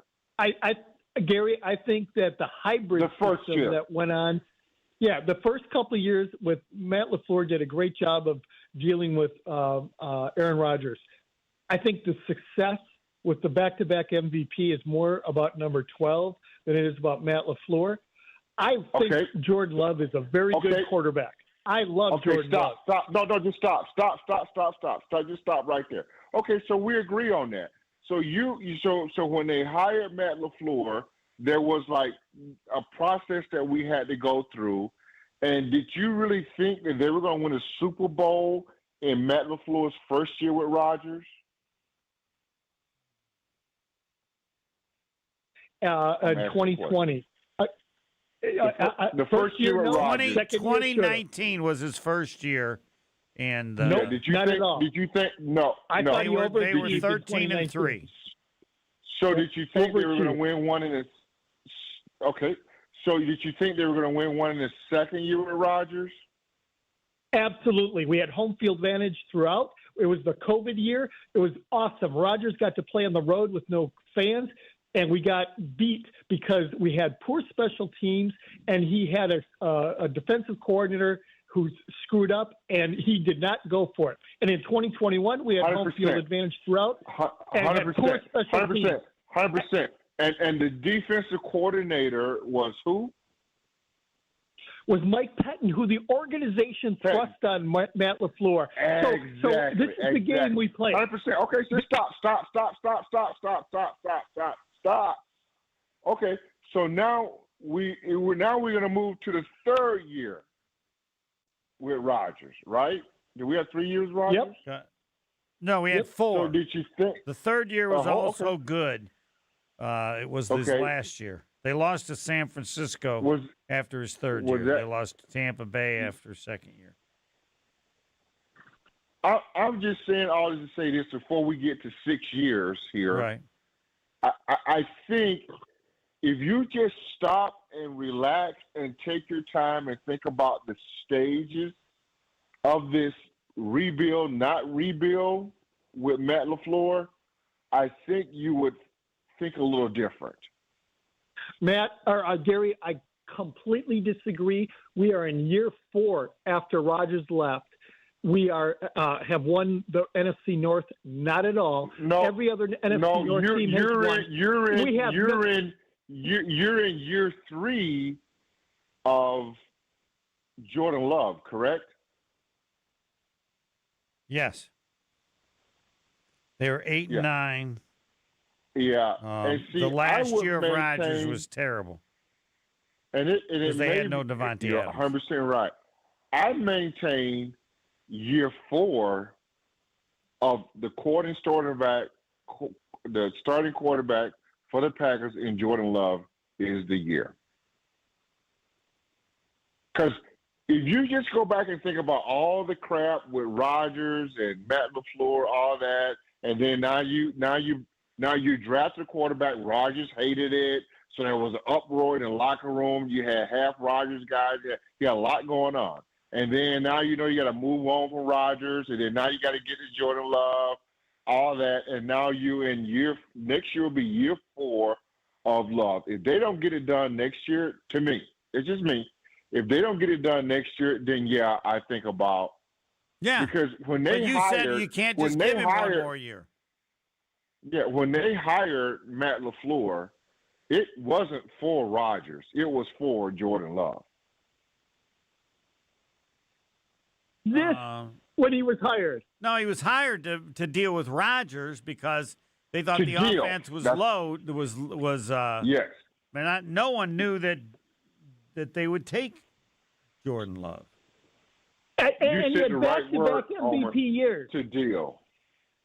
Yeah. Well, then we're not doing 1 year. Say? But you said I want to give him one more year. I want to see Matt LaFleur, lame duck coach. You said, well, then in order to find out what they do next year, you're saying you got to give him 3 years, probably like $15 million. And they got money. Well, it I know ain't they my got money. I'm not. They've it got ain't my money. No. But if he So doesn't they're not do it, serious about Super Bowl. What? So they're not serious about Super Bowls. Matt LaFleur had back-to-back MVP quarterbacks in 2020 and 2021, and his special teams was worse in 2021 than it was tonight. That's who our head coach is. Let's give him 3, 5. Let's give him a lifetime. Let's give him a lifetime. Now, he can have his fourth. No, come on, now Jason. you coming off. You guys now aren't you coming off disagreeing what that you much. just said. No, you guys aren't disagreeing We're that not. much. Jason wants to move on now, and you're willing to give him one more year, right, Gary? That's it. Yeah. Because if you think about the process of the hiring, you have to. Well, they may not. I mean, they may move away, but I'm just saying that they went through a lot. How good would they have to be next year for you to keep him beyond next year? What do they have to do? Win the division? NFC Championship game. Okay, if they don't do that, then you're done. All right. Okay. Yeah, that's where I'm at. All right, Jason. Any last word? I can say this: if Ed Policy doesn't see what happened tonight, what happened a couple weeks ago in Chicago, what happened in playoffs year after year, and doesn't take action, extends this guy, then we are not serious about winning Super Bowls in Green Bay, and we will be going into year 16, Homer, of our Super Bowl drought. We are not closer but wait a minute. to what happened. Did you just say? But wait a minute. Did you just say, like more than 3 minutes ago, that the deck was stacked against Matt LaFleur in the process of where this organization should be? You just named it. You agreed. Well, then maybe it's time to get rid of the Goody, who absolutely doesn't get any. And maybe it's time to look at the entire organization, because the poor special teams, Gary, predates Matt LaFleur. That is a Green Bay Packers staple. 100%. From Sean Slocum to Ron Zook to Menenga. This is part of the Packers' DNA. We keep saying this is somehow a special organization. They've been to one Super Bowl this century. Who do we pretend we are? We're not special. There's nothing special about this franchise. One Super Bowl this century appearance. And we keep pretending we're different. Homer, you're old enough to remember. Gary's a little bit younger. We're getting closer to the 1968 to 1996, 28-year window of Super Bowl. No. We're getting close, Homer. Now, you might be getting close to Super Bowl, but you're not getting close to the level of success and the quality of the teams. That's a product it on the field. Correct. It may make it more frustrating, but they're not. No, and that, as I said, that's why the decision is harder in terms of what you're going to do. Because I think this stuff about. I mean, I'm just amazed. The LaFleur is 37-30 the last 4 years, one with Aaron Rodgers. I mean, he was the greatest coach for the first 3 years, either with George Seifert in the history of the NFL, and in the last 4, he's one of the top 500. So this has been going on. You know, they won one playoff game. They haven't won the division. Oh, but wait, I should let you know, Jason. Just remember, it still goes through Green Bay. But wait, you're damn now, right. Hold on, There's still more. And I'm going to agree with Gary. It still goes through Green Bay. But, Jason, you know what? It ain't hard to get through Green Bay anymore. No, it ain't. It ain't. But, yes, it'll always go through Green Bay. Jason, thanks for the call. Gary, your epilogue. Do you have any last word? I appreciate the extra 12 minutes. Hey, here's my epilogue here, home team. I'm giving Matt LaFleur, Brian Gutekunst, at least one more year, give him a 3-year deal. It ain't my money. I don't care. Yeah, we're not worried about the money. That's whether you want him to be around. But I think it's what we talked about, what people need to understand. In the process of moving along from Rodgers, getting a new quarterback, I think all that takes time. And I think we're in this year of it. Now, if we just want to go back to this game, 7 points on special teams you can't have. They've got to figure out stuff on special teams. Because to me, that's what lost. We've got it all figured out. Stuff. There's only one thing everybody agrees on. You got to get a new special teams coach, right? Yeah. No one argues that. Okay, fine. Yeah. I'll let you say that. Yeah. I'll let you say that. But that's got to happen. And because you got to get better there. They can't. Special teams got to be special. They can't cost you a game. In my opinion, tonight, special teams cost you the game. Can't happen. All right. And Homer, I can't believe the season went so fast. I had an awesome time with you this whole season. Hopefully we can do it again next year. And folks, yes, Monday night, Potawatomi, I will be there with my good friend Greg Masick from 6 to 8 o'clock. And we'll talk about it as you sat on it for a day or two. I believe you'll feel the same way then as you do now, which isn't normally the case. Right. I mean, you have to admit, we all have to agree on one thing. Even though we saw it, we really can't believe they lost. You really can't. We can't. No, I mean, we I can't. had made a bet with somebody. I'd already spent the money. Now I got 2 debts. I can't. Too funny. I mean, I saw it. I still, and what I can't believe is, I actually can't believe that you could get a. I think it happened to Brett Favre when he was with the Vikings at the very end when they lost to wins, where they had a delay of game after taking a timeout. I think it was right at the end before he threw that famous interception that cost him the game. Oh my God! But yeah. I can't. The Packers, the team that was at 21-3 at half, had to make the miracle to win at the end. You can't be that far behind. Can't make that up, man. That game when you lose a 21-3 lead, the other team has to do something great late in the game, right? Yeah. To steal it Can't from make it up. And they got their butts kicked so bad. All right, we were up 21-3. Now we got to have a miracle finish. What? Can't make What? it up. Yeah. No, you can't be that bad. And they were. Yeah, I can't. And they were. And they were. And then all these other things happened that were embarrassing as well and stuff. All right. Monday from 6 to 8 at Potawatomi. Thanks. Yep. Sounds good, buddy. That's only a day away because this is officially now Sunday. We're getting close to the end. I might be getting an 8th wind. We'll break. And what time do we have Jason Wilde? Jason Wilde at 1:30. At 1:30. So we'll break, and then we'll get to the callers. We have Todd left, and there are other people you can get on now. There was no way to get on earlier. Now, 1-800-990-3776 with Todd before Jason Wilde. Next. Stay right here. Green Bay Game Night will be right back on ESPN Wisconsin at 620 WTMJ. When snowstorms hit and the roads turn slick. These slick roads are pretty brutal. When school closings start rolling in and traffic slows to a crawl. The snowfall closing schools in Kenosha. We've got the latest updates on forecasts and everything else you need to know during severe winter weather. Find Fleet Farm Storm Team alerts on air and online at WTMJ.com or on the WTMJ mobile app. Stay safe. Stay informed with WTMJ. Is it time to buy an engagement ring? Or a big anniversary diamond? Kessler's has diamonds that come from diamond mines. And we also have diamonds that come from plasma chambers. When you see the size of the diamond you can afford when you look at our high-tech newborn created diamonds, you're going to be happy, happy, happy. And with approved credit, our financing plans make anything possible. Our selection of engagement rings is beyond compare. And our custom design department can modify any ring in any way you choose. Anyone who says they can give you a better ring, or a better diamond, or a better price, has never been to Kessler's. And our miraculous no small print warranty says, if you bought it at Kessler's, it's guaranteed. It's just that simple. And all maintenance is free forever. No charge. Yes, it really is that miraculous. You found a partner you want to share your life with.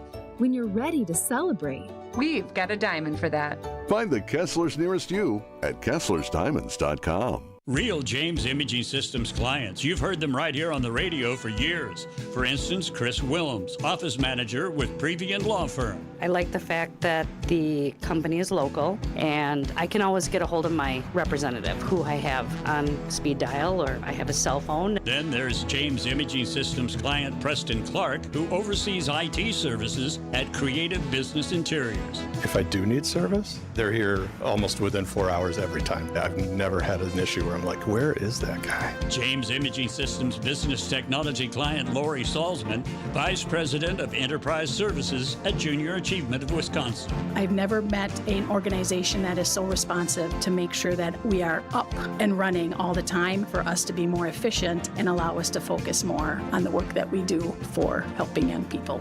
James Imaging Systems, your local business technology partner. To learn more, visit jamesimaging.com. Who doesn't need a seasonal wardrobe update? But who has the cash to always keep their wardrobe updated? Ladies, that's why you shop St. Vincent de Paul. Our women's clothing is always a highlight of our stores, and thrift store prices keep the costs low. It allows you to experiment and also find a hidden gem. St. Vincent de Paul thrift stores on Highway 100 in Layton and Greenfield, 23rd in Lincoln, and 76th and Bradley Road in Milwaukee.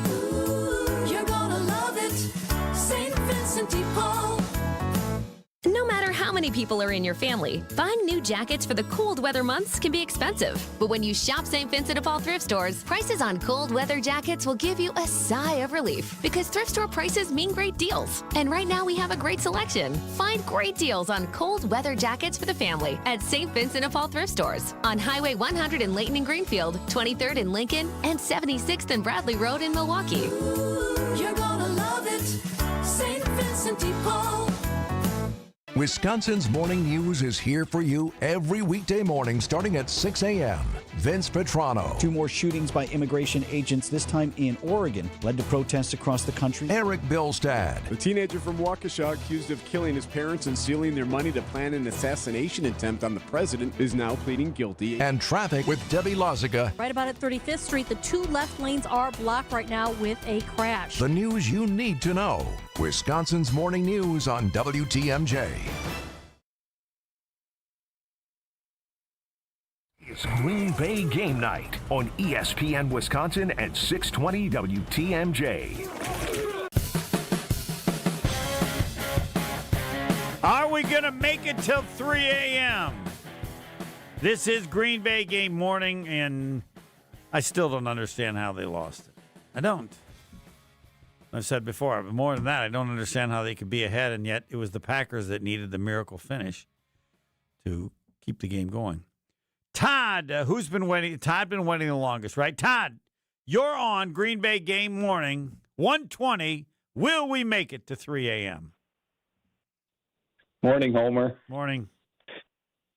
I'm just going to run through a few things here. Okay. One, Rashawn Gary, way too much money, no impact.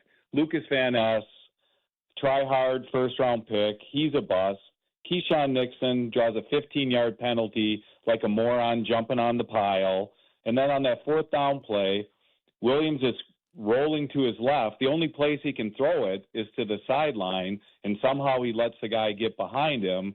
Game's over if he makes that play. Valentine on the touchdown to Moore, the cornerbacks are trying to play hero ball. Just do your job. Don't let them get behind you. That was probably the easiest throw that Williams had all night was that last touchdown. McKinney, true. Does he even play on the Packers? Didn't hear his name called, not one time. Play calling the last drive. Crucial, touchdown ends the game. Second down, end zone pass to Musgrave, who makes no adjustment on the ball whatsoever. Yeah, to come back to the ball, and he would have got an offensive.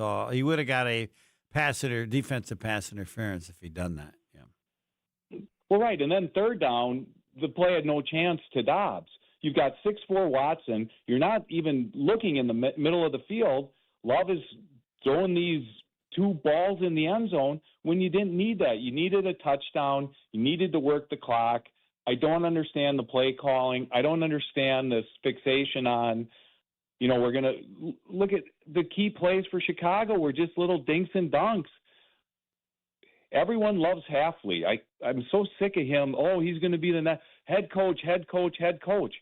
You know what? How about you cover Loveland, the only guy who is killing you on every offense? play? You have Yes, Quay Walker on him. Play after play after play. I don't know what you can do. I'll defer to a defensive guy, but yes, it was like, you say we're going to make you, or the guy they always credit is Belichick. He would take away whatever you do, and you'd have to beat him with something else. Well, clearly that was not the attempt tonight, because it appeared they threw to him 10 times. No, it wasn't 10. I don't know, 3 or 4. And not only that, he made some catches that were long for a tight end other than Tucker Kraft. So, and just no adjustments whatsoever. And I respect Gary and I appreciate his opinion. Life is about managing expectations. What are your expectations? And the expectations is, and everybody said this, and it's true, and that's why. You have to win the division. Why? You win the division to make it easier in the playoffs. When the Packers won it in 2010, they were not a 7th seed. 7 seeds didn't get in. They were a 6th seed, which was the biggest one. The reason you win the division is because it gives you a much better seed. Now, they've blown those seeds, but that's what's made it impossible the last 4 years, because they haven't won the division. And so, therefore, you're a 6, 7 seed, and your chances of doing anything are slim and none. So, and who's to blame for letting the contract for LaFleur get to this point where you go into next year as potentially a lame duck? Someone that's malfeasance on the front office. No, I don't think it is, because I think they wonder whether he's worth an extension. The last 4 years, they've done nothing. Right now, the new guys may want to do something, but he had historically one of the greatest first 3 years ever for the Packers. In the last 4 years, they've done nothing, so they don't want to. They didn't want to give him an extension yet, or Murphy didn't want to decide to do it. He wanted the new guy to come in and have that, and that's possible too. He knew when he was leaving, look, I'm not going to make this decision for you. Now, I don't get that at all, because he's in the organization, and you could talk to him and decide that, did he believe in LaFleur? Then give him the extension. Do you know what I mean? Murphy can easily talk to the next guy. He knows who's going to run the show. So policy. So, hey, should I do this or not? It puts policy in a horrible position, because if he gives the extension, everyone knows it's next year is the year anyway. So I agree with you, and it's not a popular opinion. Let him run out. Let's see what you got. If you want to. If you want to run it back with LaFleur and think all of a sudden he's going to magically not lock up, and I was at a work party, and we're laughing at the timeout or the delay of game after delay timeout. Of game after a timeout. Yeah, 3rd and 10, and again, you can. The field goal might have been good from 39. Now, it's hard to say that for sure, because he might have kicked it differently. It was 5 yards less. But then Tausch talked about it, the timeout they called with 44 seconds left. There was another timeout, I think. Will said this, and I'm sure that he called it because the defense only had 10 players. But, those were the timeouts. There's some of them that they needed. Right. There was that guy on defense running off. I think he was worried about. Yeah. Yes. But how many times does that have to happen to the Packers where someone says this guy just doesn't know how to coach in end of game situations? That's all I'm saying. I'm sure he's a great guy. He is just, if you want to run it back, look at all the money. I think people love Jacobs.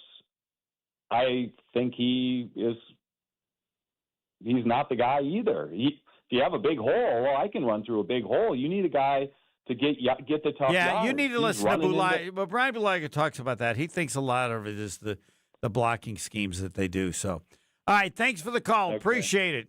Make sure to listen to see if we make it till 3. We can do it, Will. We can do it. I believe you don't want to do it though. You don't want to go to 3. It came to my attention that there may or may not be a case of Diet Cokes upstairs, which I'm sure could fuel us until 3 a.m. Yeah. Yes, it could. All right. Who's the next one you want me? Let's to get hit to? Dan in Chicago. Dan, because Jason Wildes are going to be ready in a little bit. He was driving back. Well, they got to be back by now. No, he's just leaving. Just leaving. Dan, you are on Green Bay, the final one, game night, game morning. So tell us, and you get 30 seconds. How the hell did they lose that game? Huh? It was easy. The Packers, I was at the game. Yeah. Packers were playing single high safety the entire game, forcing Caleb to beat him from the pocket. It took Ben Johnson 3 quarters to realize he wasn't going to be able to run the ball. And guess what? Caleb beat him from the pocket. And when push comes to shove, Jordan Love, minute 43, 1 timeout. Plenty of time. So you blame that on him, on Love? I mean, I'm not disagreeing. Not being able to get that done? Not being able to get that done. When he had just earlier, they had scored when they needed to. When the Bears cut it to 21-16. Sure. That's when they scored. The next time they moved the ball. I'm not saying the whole game is on Love. Yeah. I'm not saying the whole game is on Love here. Okay? That's not what I'm saying. But what I'm saying is, he didn't. They answered after the Bears. Yep. They answered after the Bears scored. Mm-hmm. But you know what? They didn't answer again. Yes, correct. And if that was Rodgers in his prime, do they score? Well, why couldn't the Packers defense adjust to what the Bears did? Well, like I said, the Packers. You had a caller earlier. There was some conversation about, or a comparison with Belichick taking something away. Well, yes, the Packers wanted to take away the run. Okay. Yeah, I'm sorry. The Packers wanted to take away the run. That's what they did. They wanted to take away the run, so they were playing, 10 people in the box the entire game. And Johnson finally, I was in the north end zone, okay? I saw the whole time. The Packers had 10 guys in the box. I'm surprised that it took Johnson 3 quarters to, actually finally let Caleb just throw the ball. Because when they started to do that, now that he had some misses, that's when they were able to get a bunch of chunk yardage. Second half of the third quarter, right, and they on. scored their So last what sort of 3 adjustments do you? Yeah, what sort of adjustments do you want? Right? They took away the run. That's what the game plan was to shut down the run, which they did. Make Correct. Caleb beat you. And they gave up only field goals. Who? Packers. The first 3 scores the Bears had were all field goals. And the last 3 times, no, but I'm saying then the last 3, the Bears got touchdowns. So clearly something had changed. Well, yeah, it changed from the Bears' perspective. Right. Well, the Packers didn't do anything different. Well, at some point you do. The reality is that you probably just got beat by a better quarterback. Is that possible? No. The better quarterback for the game. It's not possible. No, I think Jordan Love is a better quarterback for the game. No, Williams made the plays at the end, but no, I think he was over a better the course quarterback of the game, in the second half. There, would it matter? Well, the whole game matters. If they didn't have if they were down by 21-3, when the game was on the line, who messed up more for the Packers, Jordan Love or the defense? I would say the defense. I'm not willing to concede. Once all the game was Chicago just had to figure out that they're trying to stop the run, and they go from 3 quarters scoring 9 points to scoring 21 in the last quarter. I don't believe that the defense of the Packers has to be that pathetic just because they decide they're not going to run the ball. Because at some point, go watch the tape, brother. I know, but you adjust go watch the tape. to the team not running the ball. I was there in the north end zone. Fine. Their Bears are in must-pass situations, and the Packers are still playing safety down low. Right, so you're saying they should have adjusted defensively, right? They could have. Yes. But if you do that, hold on. The Bears have the ball with a minute and a half left. If you do that, then what do? Then the Bears start running the ball. I don't know that they do because they've had. We can argue with the game plan. Well, no, but they've had no success doing it for the whole game. Now are they going to go back to it again when they've had success passing the ball? I'm not sure. And I'm going to defer to you because if the Packers are jumping out of the box, then they might start running the ball again. I just don't think it's that impossible to change, and the adjustment in games from never scoring and scoring only field goals, and then the last scoring 3 straight touchdowns on 3 consecutive possessions. It doesn't. There's no offense that's so damn good that you can't change to some degree to prevent it. But if that's the case, so be it. Jason Wilde, right? I guess they could have gone to one more caller. Cover 3 and prevent for the last. They could have gone to prevent. Is that what you want them to do and just blow down the field? Right. We stopped the run. Now they're passing. The idea of stopping the run is no longer the issue. And I don't know when a coordinator or a defensive person makes that adjustment. So what's so you're saying that Hafley should be fired? No, I'm not saying he's fired. I'm just saying the premise is yes. That's yes. Not to be fired, but I don't accept the fact that all of a sudden they figured out, well, we can't run the ball, therefore we can pass, and they can't stop us passing the ball when the defense has been in control the entire game. I'll ask somebody else, but I don't. The defense was in control the entire game because the Bears that's crap. had not adjusted. No, I refuse to believe. Crap. No, I refuse. I refuse. Hold on. I refuse to believe. You can refuse to believe it, but it's true. Well, fine. Then you say it's true. I refuse to believe that the head coach of the Chicago Bears is that stupid. I was there. I watched it with my own eyes. You were there. I think there's more going on. I don't believe the coach of the Bears is that stupid. That it takes him 4 quarters when, hey, he can't see how many people are in the box and can't know to pass the ball then? What? How many? What? You're in 10th grade. You got 10 people in the box. I'm going to pass the ball. I'm not going to wait 3.5 quarters to pass the ball. Thanks for the call. I just got to get to Jason. No, I don't want to discuss it anymore. I'll just admit you're right. That's fine. Who do we have? Let's go to Matt in Wisconsin. Matt in Wisconsin. You're on Green Bay Game Morning, and we are 86 minutes away from 3 a.m. Yes. I can taste it. I can. Oh, I just want to say this is 100% on Matt LaFleur. Every post-conference you see, he always says, well, we're going to have to go back to the tape and look at it. Mm-hmm. We're going on 3 years now with Jordan Love, and he still can't figure it out. It's time to move on. You go back and look at all these playoff losses.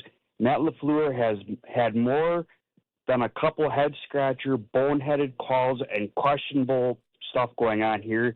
His time management is horrible. Like, going back in the regular season, too, why did he choose him to kick over the other kicker that we brought in that was damn good when McManus wasn't 100%? And when we played Chicago Bears the last game, he should have took the 3 points. You're away. The Bears would have had to drive down the field down by 3 with 22 seconds left. He just does this year after year after year, and it's time to move on.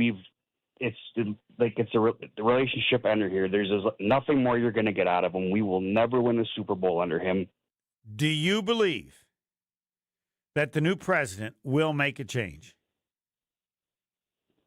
I do. Okay. I do. I think they didn't give him a contract extension or anything. I think they wanted to see how this year went, make the playoffs. If he was going to do something like he's done in previous years, which I believe he did tonight, it's just we're not going to get anywhere with him. I just don't know if the players fully respect him or respond well to him. You just look at different teams, playoff teams, good teams, and you look at us. It's just a night and day difference. Appreciate it. If you want a final word, I'll give it to you because then we're going to break and bring on Jason Wilde. Do you have a final word that you want to leave us with? Fire LaFleur. That'll do it. That fits the arena I gave you an opening for. Thanks. Jason Wilde is next. Stay right here. Green Bay Game Night will be right back on ESPN Wisconsin at 620 WTMJ. Recently, a seller that unfortunately ended up choosing another agent called me. She said she made a mistake, and what she was expressing to me sounded like she kind of was bullied into signing with him. Is it typical? Not always, but it will never happen when you hire a Century 21 Benefit Realty agent. I want our agents to be able to look in the mirror and say, I'd want to work with me. Not because they're good at saying what you want to hear or offer the lowest commission, but because of trust. Because if you're not feeling that from your agent, that's a problem. And I don't want that. At 1.9% on the listing side of your sale with our commission capped at $19,000, Century 21 Benefit Realty leads with a very fair and transparent commission structure with maximum marketing that can get your home sold fast and for the best price. And saving money matters, but working with someone who will tell you exactly what you need to know up front, that creates trust. And that matters too. This is Angela Calais with Century 21 Benefit Realty, benefit-realty.com, where you pay less for full service. Each office is independently owned and operated. Artwork, especially original artwork, can be pricey. But when you take it in on consignment from nice people like you who are just ready to change the look of their home, you can price it right. And you'll find a lot of it at Design Exchange. Beautiful frame pieces by a number of notable artists. And new ones pop in all the time. This is Katie with Design Exchange, where discerning buyers with discriminating tastes come to find premium home decor at a value. In Heartland and Pewaukee. Design Exchange. Now these tend to fly off the shelves. But don't worry, because our connection supplies us with a lot of them. Vintage ceiling tiles from once great old buildings in New York City that make for ultra-unique artwork. These items are definitely hard to find from anywhere else around here. So come take a look, and you'll probably find a treasure. This is Katie with Design Exchange, where discerning buyers with discriminating tastes come to find premium home decor at a value. In Heartland and Pewaukee. Design Exchange. It's a robber, and if you ignore it, it will just keep taking and taking. I know how pain can consume you. It steals the fun out of life. It steals your energy. And it's just a dark cloud over a lot of people's lives, even on the sunniest of days. But your joint pain does not have to rob you of your life or your happiness. Because at Rejuvenex, we can alleviate your pain, and that can rejuvenate your life. In a world where big box healthcare has driven pain treatment costs through the roof and has made it look like joint replacements are your only option, Rejuvenex has kept pain treatment affordable for almost anyone. And for most with insurance, including Medicare and Medicaid, we've seen pain treatment paid for by insurance with zero out-of-pocket cost to our patients. This is Rejuvenex founder Richard Salinas. Don't let pain rob you. Take action today so we can help make your joint pain go away. Rejuvenex. Alleviate your pain. Rejuvenate your life. Call today, and there's a good chance we'll see you tomorrow. Hi, this is John Neal, CPA, best-selling author, and founder of the Neal Group. Well, you made it. 2025 is in the books. Or is it? Are your books ready for 2026? Have you been able to plan for 2026 growth? Stop running your business on a wing and a prayer. Or if you feel like you are running your business on a wing and a prayer, let us help you make sense of your numbers and get your business in financial shape to move forward in 2026. Don't be stuck in the past trying to clean up your books. Get a head start on making 2026 your best year yet. Make the new tax laws work for you to put more money in your pocket. Call us now to see what your business can do. The first meeting is free. Call 414-325-2040 now. You earned it. We help you keep it. That's 414-325-2040 or visit us at nealgroup.net. That's NEAL Group.net. Green Bay Game Night on ESPN Wisconsin at 620 WTMJ.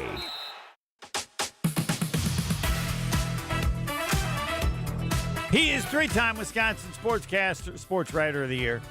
That's all one big award. Jason Wilde, not at 2 a.m., but I think the latest he's ever been on Green Bay game morning, with the thought that 3 a.m. is still possible. Good morning, Jason. Good morning, Homer. How are you? I'm not good.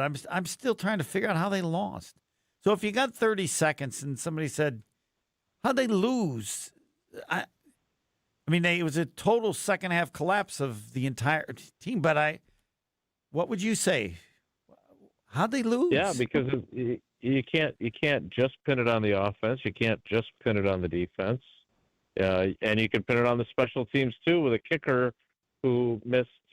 He left 7 points on the board, right? And so, I think all of us, most significantly Matt LaFleur and the players, are trying to figure that out too. I don't. There were multiple players that said afterward, I don't have the words. My job is to have the words. But this one was just, it was such a different type of devastating loss. Like, I was in Philly for 4th and 26, right?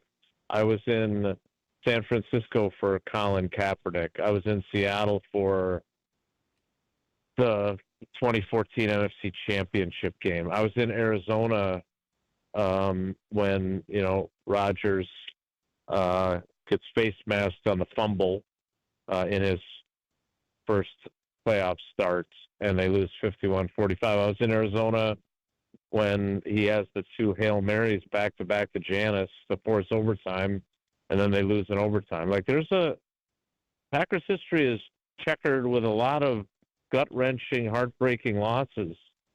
But,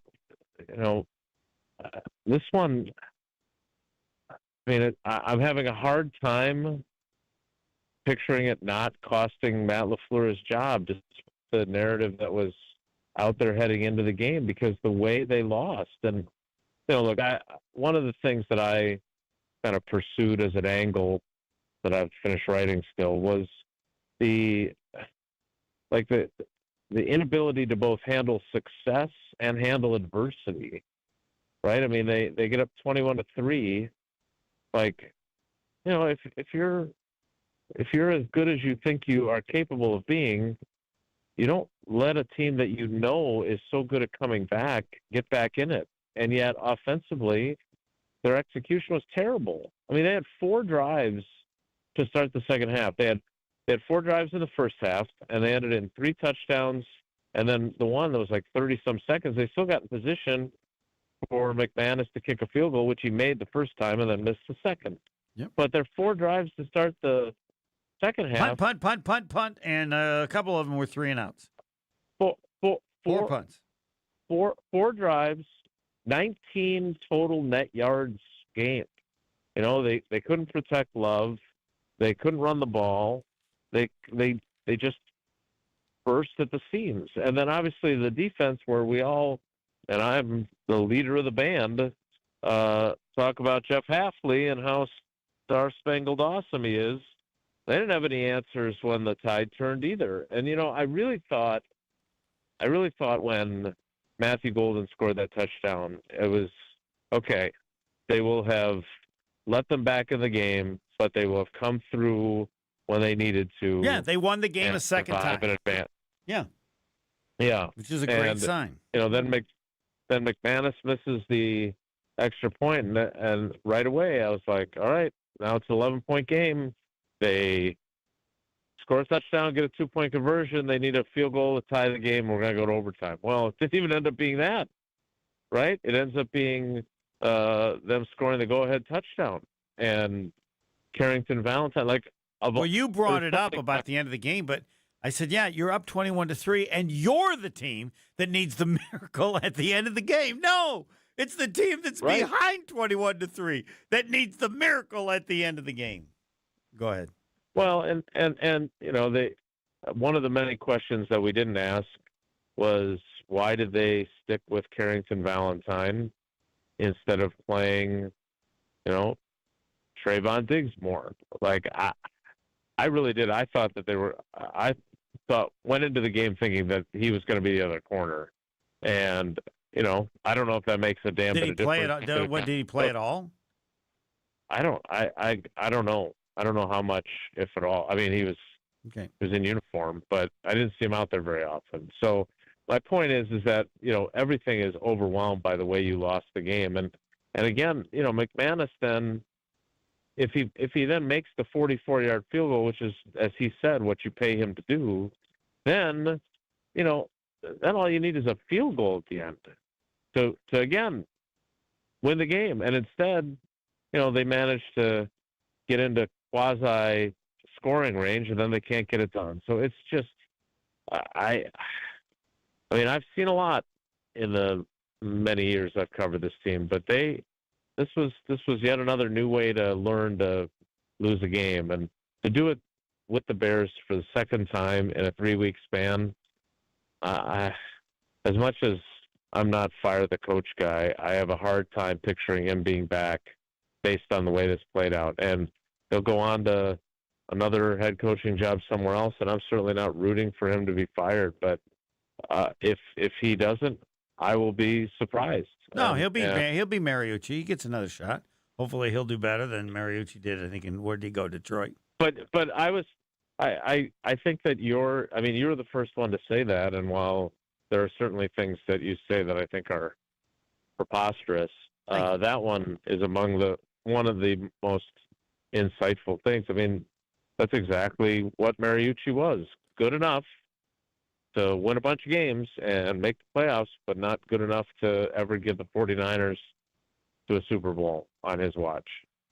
I saw this on Twitter because they mentioned about the questions you asked of LaFleur, and I haven't had a chance to listen to it, but I liked it because you were talking about the last couple plays, because the Packers were so easily moving down, and Tausch even brought up he didn't understand the timeout with 44 seconds left. He said you always want to leave a timeout so you can play in the middle of the field. But yeah, I didn't understand that at all either. I thought that was that was a run up to the line and spike the ball, stop the clock. Because they seem to be having no difficulty moving the ball. And they made mention of it that they were playing against who's number 6. Wherever he was, they were throwing the ball. But I got the feeling on that drive after a while, let's say 45 seconds, they're at midfield, they could score. But yeah, I did too. I mean, I think obviously Love was under siege in that second half, and they didn't do a great job protecting him. But Jordan Love has a long and prosperous career still ahead of him. I have a really hard time picturing Brett Favre. I can picture Brett Favre throwing a game-clinching interception because Lord knows I saw that plenty of times. I have a hard time picturing Rodgers or Favre dropping the snap in that situation. He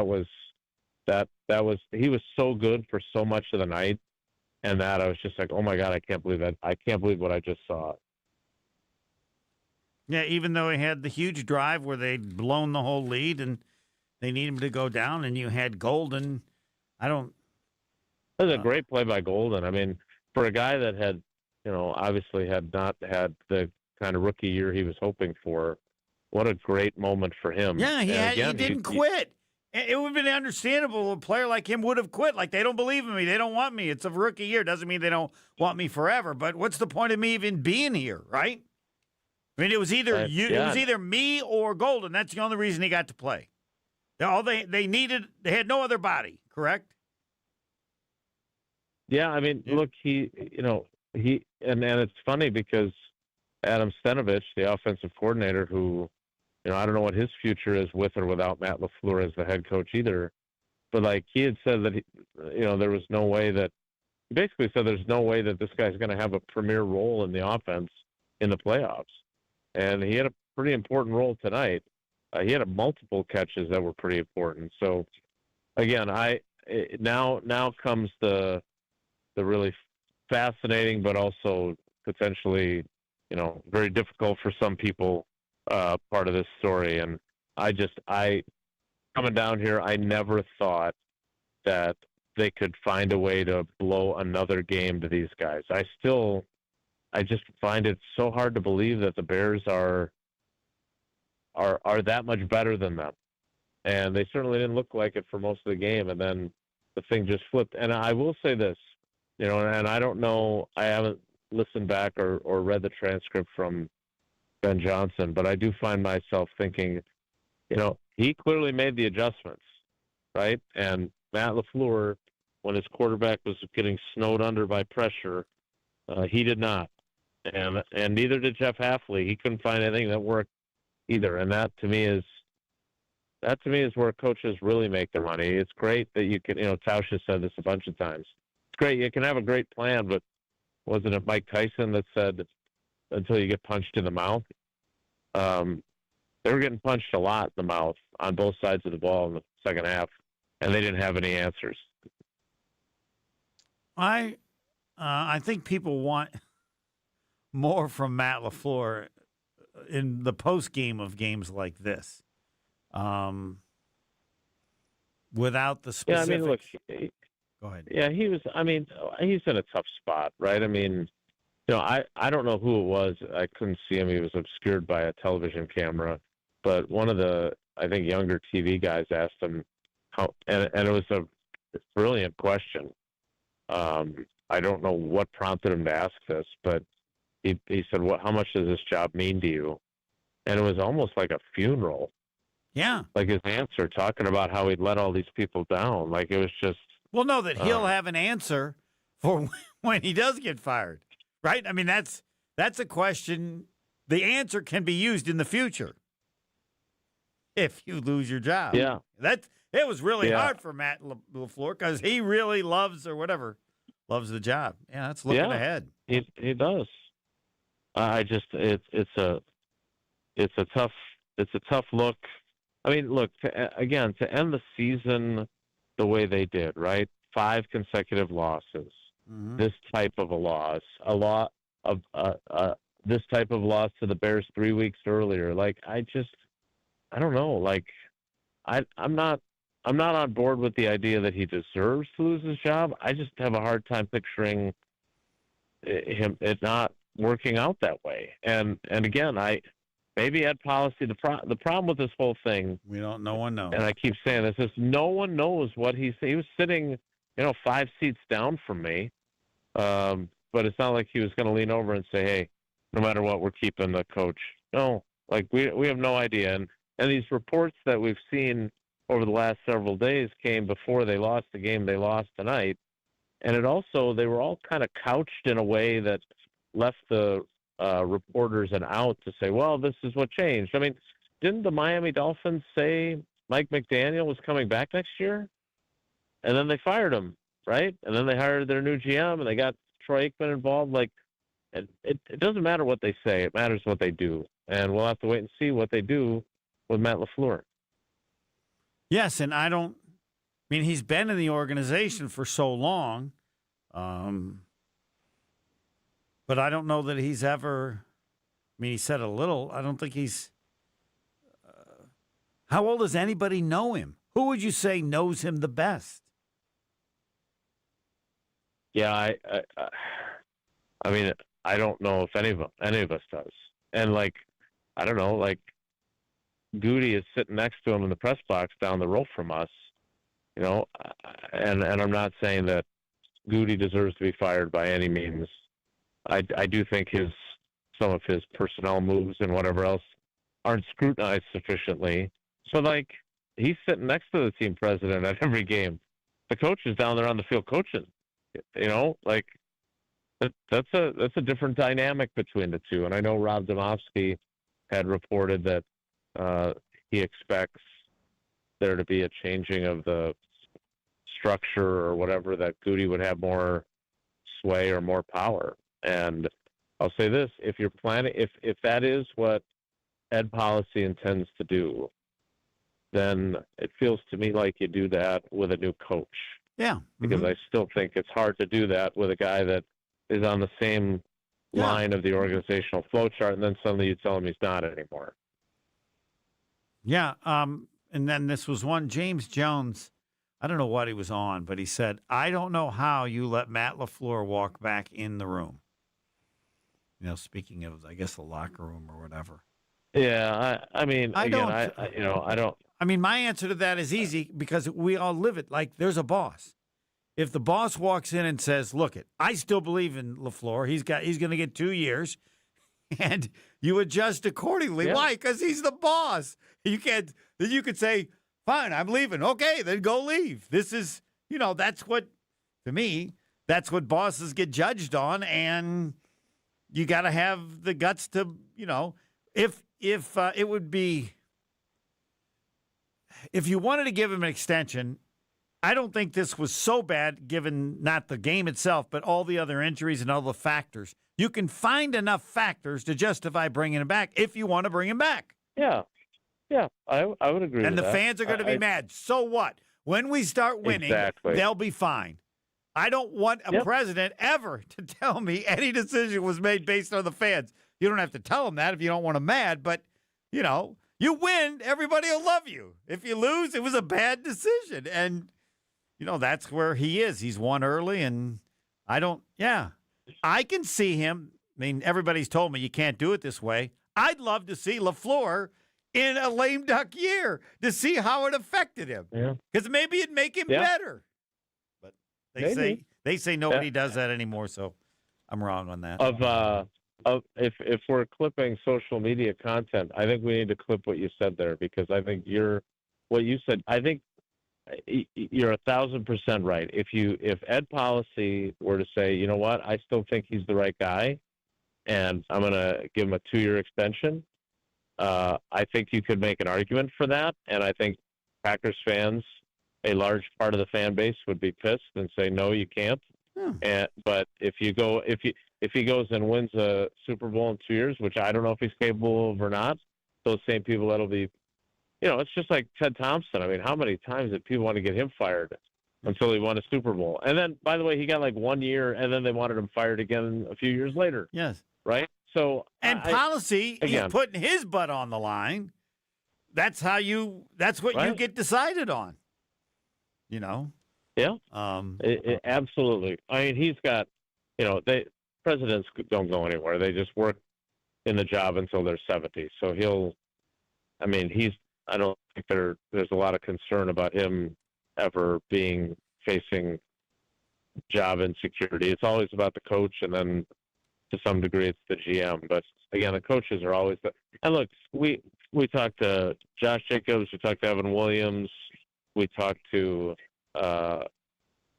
Jordan Love, and of course they all said they want Matt LaFleur back as the coach, and I don't know what else they would say, but I thought it was interesting that Josh Jacobs' point was basically, look, I don't understand why fans feel as strongly against him as they do. Like they don't understand how much he cares about us. Of course, that's all the stuff he's going to say, but that doesn't mean that it's not true either. And maybe Ed Policy, who clearly has been watching all along since probably before he ascended to the throne, maybe he has a different opinion. Maybe. I mean, I don't know him well enough, and I certainly haven't had enough conversations with him to be able to say, okay, this is definitely what's going to happen.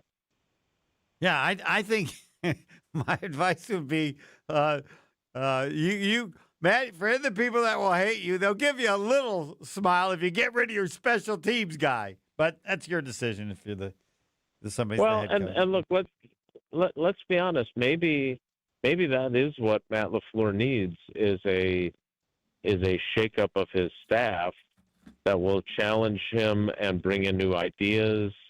But again, like we were talking about it as we were walking out of the stadium. Like you always hear that term, alpha. Oh, he's an alpha. You know, I don't know if Matt LaFleur is an alpha. No, he's not. Right? And he's not. I can tell you what. I can tell you this. I am definitely not one. Right, and I'm perfectly fine with that. But I don't coach a football team, so I don't know if that's something that prevents you from succeeding or not. But I'll say this: you got video of Ben Johnson yelling "F the Packers, F them." I mean, he may be a jerk, but he also seems to be an alpha. And maybe that is what you need. No, alphas can very often be jerks. It has its negativity to that. But yes, I mean, you've been through the coaches. To me, an alpha is real easy.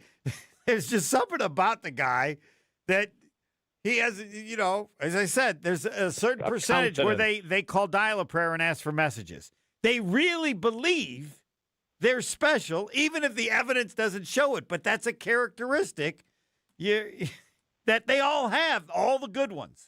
Now, maybe there's some that have that and aren't good. I would say, Holmgren was. I mean, I was Barry Alvarez, Homer, Bo Ryan, right? Dick Bennett. Yeah. They have a self-confidence. I think Mike McCarthy developed into one. I think Yes. he probably had it in him, but like Mike Sherman wasn't. Nope. Right, and Ray Rhodes. I don't know what Ray Rhodes was, but that's the extent of my experience. Well, with like head think of coaches. here's But another one, Andy Reid. Yeah, I would ask Chewy about that. I don't know. Like I assume Clearly, he had to John develop Gruden into is that too. Andy Reid seemed less like that, but there can be a certain. It's like who's the offensive line coach that Bulaga always talks about that they Campen, is it? Yeah, James Campen. Like even but he clearly has that, even if it's just as the offensive line coach. All right, I want to ask you about those plays. Like you asked LaFleur about were you asking about the final few plays in the last few seconds? Yeah, like what was I asked him what was supposed to happen on the and Love said the same thing. Like he was trying to get this is why he fumbled the snap. He was trying to catch it and throw it quick to Romeo on the sideline. They had 7 seconds left. You make that throw and you get it for you get 5-6 yards and you get it in You're down like to the 20 20 seconds. Right, and then it's but after he dropped it, then it was as Matt LaFleur put it, chaos, which was not what they had drawn up. Yeah. But again, the that is ultimately kind of the last image of the game. But the fact that they got themselves into that position is really the story of the game. How much did the loss of Cooper affect the defense, do you think? It certainly affected them. I mean, he was playing great. It was the best I've seen him play this year. Mm-hmm. Like he was the guy that you were raving about last year when he was winning all. Yeah, those he was everywhere. Defensive Player of the Week awards. Like he was awesome. And then, they lose him, and again, I understand, the immediate response when you start talking about injuries is everybody's got injuries. First thing anybody says is San Francisco's got a ton of injuries. Yeah, they do. And I would also say that I think Kyle Shanahan's a better coach than Matt LaFleur. So, and by the way, Kyle Shanahan didn't overcome all those injuries last year. They went like 5-12 when they didn't have McCaffrey and they didn't have Kittle, and like it depends on who it is and when you lose them and everything else. And losing Edgerrin Cooper did not do them any favors tonight. That's for sure. Is there? I mean, the whole story is the future of LaFleur. Yep.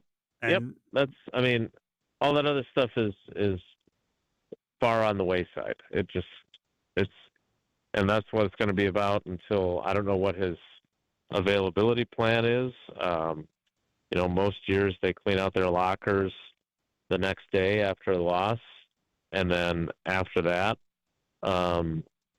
the head coach usually talks a day or two after. Sometimes he talks the day after.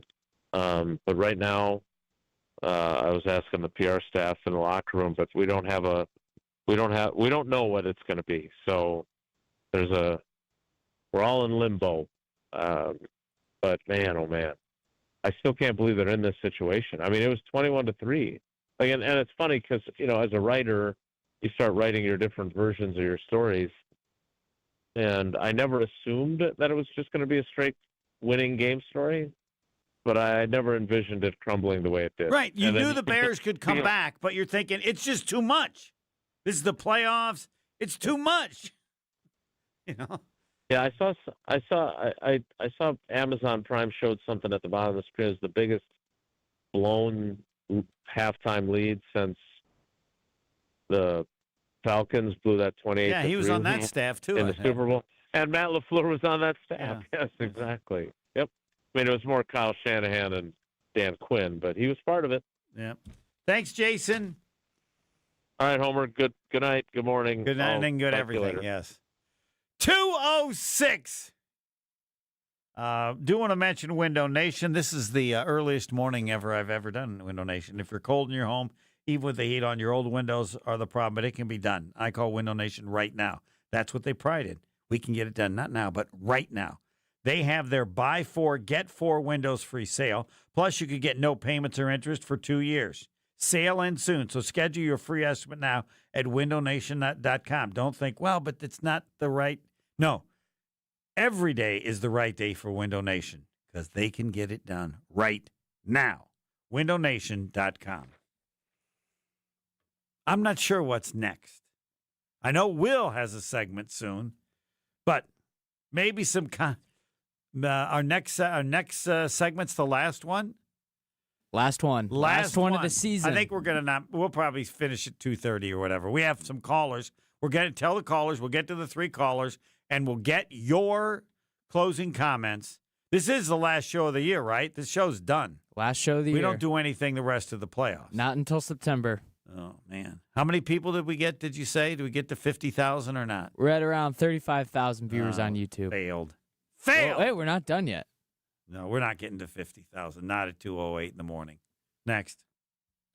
Stay right here. Green Bay Game Night will be right back on ESPN Wisconsin at 620 WTMJ. Experience hot gaming action and a relaxing spa day. Your perfect winter getaway at the island. Book a stay and float package to get both a standard room and a rejuvenating 60-minute float pod therapy session for less than $100. Complement your stay with an elevated dining experience at Horizon Steakhouse and fun on the gaming floor where big wins wait for you. The Island Resort and Casino's stay and float package runs through February. Call 800-682-6040 to book yours today. Certain days and restrictions apply. Without an Advent clinic nearby, people suffering needlessly from chronic nasal congestion and sinus infections would be stuck with either Band-Aid or Sledgehammer solutions.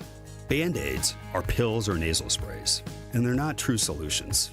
Surgery is a sledgehammer, and that's what we're trying to avoid. Because most people don't need surgery for nose and sinus issues, nor do they want a 14-day recovery. Our unique Advent approach can, in 20 minutes in our office, open your blocked nose for good, with only 1-day recovery. I'm Advent founder Dr. Kandula. Outside of Advent's 4 walls, invasive surgery is what they'll recommend.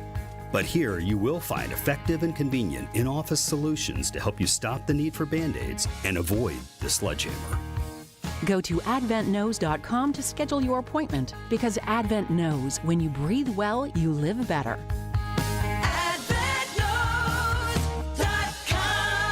Most insurance accepted.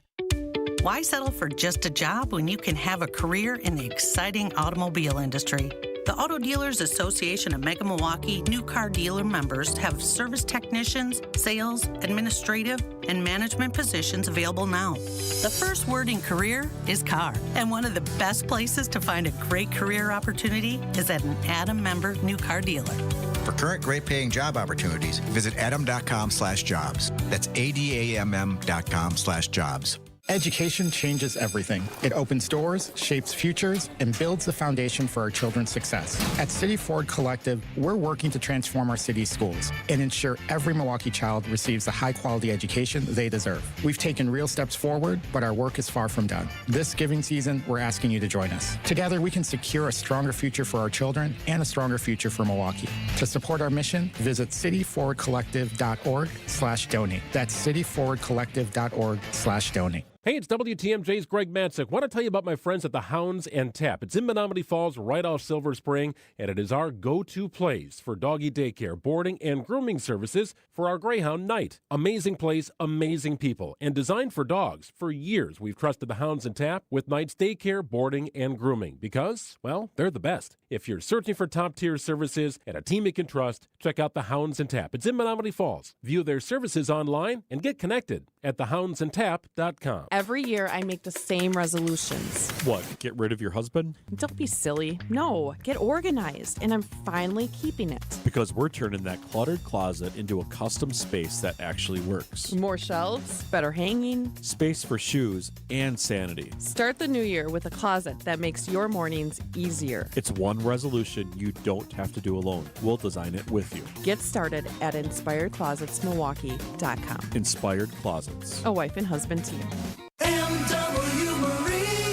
The 6th annual Hales Corners Hometown Boat Show is on now at MW Marine. Check out the newest fishing boats from Lund, Vexus, and Ranger, all powered by Mercury Outboards. Grab a gorgeous 2026 model or save big on remaining 2025 Mercury-powered boats with substantial rebates. Demand is high, so get to MW Marine today. Free parking and free admission. Don't miss the Hometown Boat Show at MW Marine, MWMarine.com.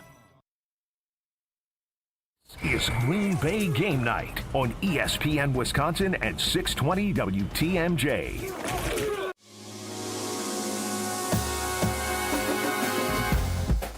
The final segment of the final segment is Will with his thoughts. We've done it every show, right? When you filled in, or I don't know, do you do the show or you're not a fill-in? How many shows have you not done? Oh, I've done every single one. Have you We've really? done 18 together. All Is there of them? 18th No, one? I didn't do one. And you assumed I was still a fill-in? I don't know. You I don't missed know. one.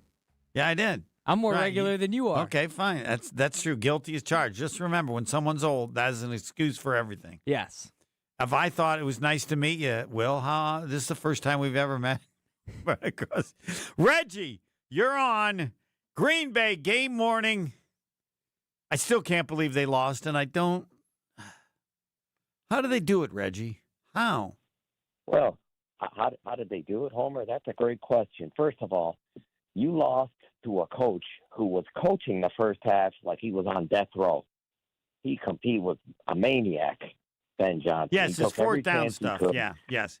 He gambled, Yeah. and I thought Tauscher said it best, and I thought the same. He, based on the recent two games, had no belief in his defense and was willing to take those risks because he felt they were necessary. I don't think he even thought they could win, given where they were entering the second half, given the gambles that he took. But, yeah, 100%. And he has that good coaches, to me, often have that confidence. Like, I know everybody thinks I'm crazy. I don't care. This is what we're doing, and this is why I think we're doing it, even if they don't go public with that. And that had to be it, right? The defense of the Bears had been horrific the last 2 weeks, and so he's thinking there's not really a risk because if we don't execute some of these, we got no chance of winning because they're going to score X number of points. His defense probably did better than he could have dreamed of in the second half. But go ahead. Well, great points, one and all, but still in his interview coming off of the half or just going into the locker room at halftime, he said, well, if we don't get some stops, we have to limit their possessions. Well, they did limit their possessions. The Packers had 4 possessions first half, 3 touchdowns, missed field goal. Second half, if you want to talk about coaching, Dennis Allen, with an inferior defense, made the adjustment. And it was the Bears that stopped the Packers. Now, a couple of what adjustments did he make? I wouldn't have thought there were any. I know he put more pressure, but I wouldn't have thought there were any he could make because the receivers were all wide open in the first half. It was easy. Well, okay, right, and what often happens in the NFL is these schemes. Players are out of position, and the offensive players are running around free. The scheme breakdowns. If you notice, one of my biggest issues with LaFleur aren't the plays he calls; it's the players that he calls the plays for. Like that fade that he threw to Dobbs. Now, when you have a 6'4" best athlete on the field, that's a ball Watson should get. The slot fade. Mm-hmm. Watson can take the ball and run with it.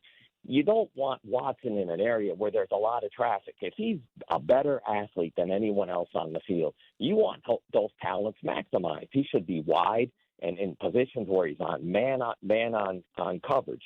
Also, something very late in the game that happened that fell through the cracks.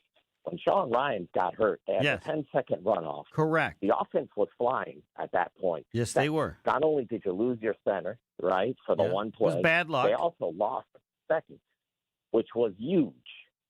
Huge. Yes. Now, something that was pretty impressive that fell through the cracks as well was how many snaps Lucas Van Ness had, not only as a defensive end, but as a defensive tackle. He was in there. He played his heart out. He really did. Well, that's good to know. He played a great. He didn't have a lot of stats wise, but he played a great game. I thought jumping in there at 270, taking on those monsters inside as a defensive tackle. Will, because we've got other calls I get to. Will LaFleur be the coach of the Green Bay Packers next season? Oh, sorry. I think he just hung up or got disconnected. All right, that's all right. We can go. I mean, it's 2:16. We can do whatever we want. We really can. Yeah. Mike in Chicago, you're on the latest that this show has ever gone. I believe this is the record. I guess since Will's been doing it every week, he would know. Week two, the Thursday night game, I wrote it down. I think we went to 2:30, or we had a caller at 2:30. All right. Mike, Oh, Mike, this is Homer. Yes. Homer, what's going on? Nothing. Absolutely nothing. I usually do a show from 2 to 2:30 a.m. every Sunday morning just to kind of get the church thing going. And it's My Football Faith with Homer and Pip. But thanks for asking. Hopefully the Diet Coke's keeping you up. Yeah. Well, I'm telling you, 28 years I've been tortured by the Green Bay Packers. 28 years I've not had one single positive memory in my life. Aaron Rodgers has been burned into my brain and has affected my daily thinking in life. Wait a minute. They won the Super Bowl in 2010. That was 15 years ago.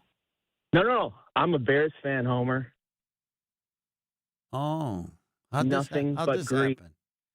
Well, I don't know. Should we let him keep going? Yeah, it's okay. Yeah. They earned it. I mean, just keep it clean, Mike. No, I just think the part that we can't discuss and don't want to is you have to give Williams a lot of credit. Like, it wasn't like this is the first time he's ever done this. He's done this many times.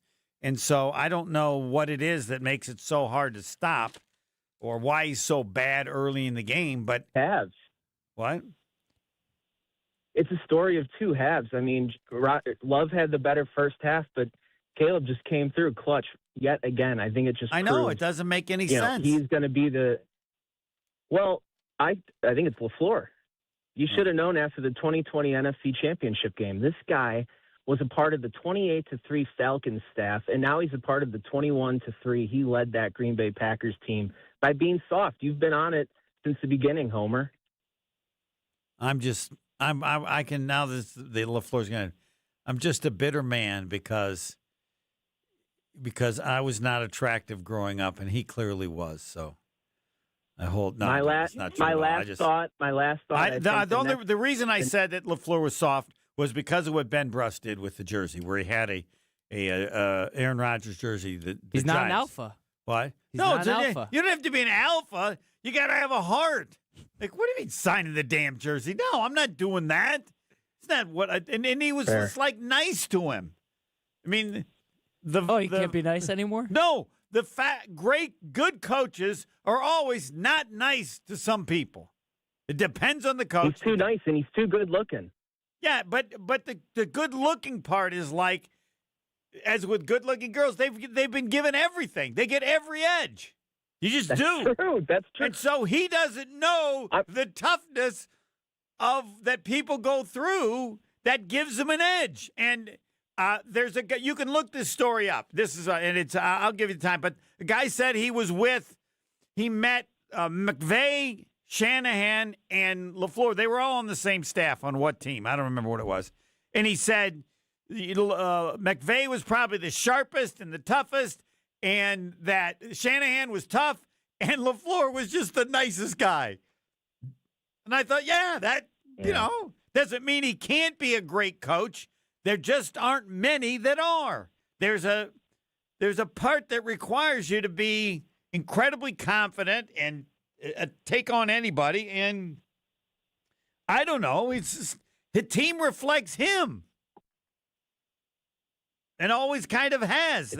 They've added some tough players, and my complaint with them is when you're not tough, you have to understand the need for tough, so you got to hire some crazy maniac as the defensive coordinator.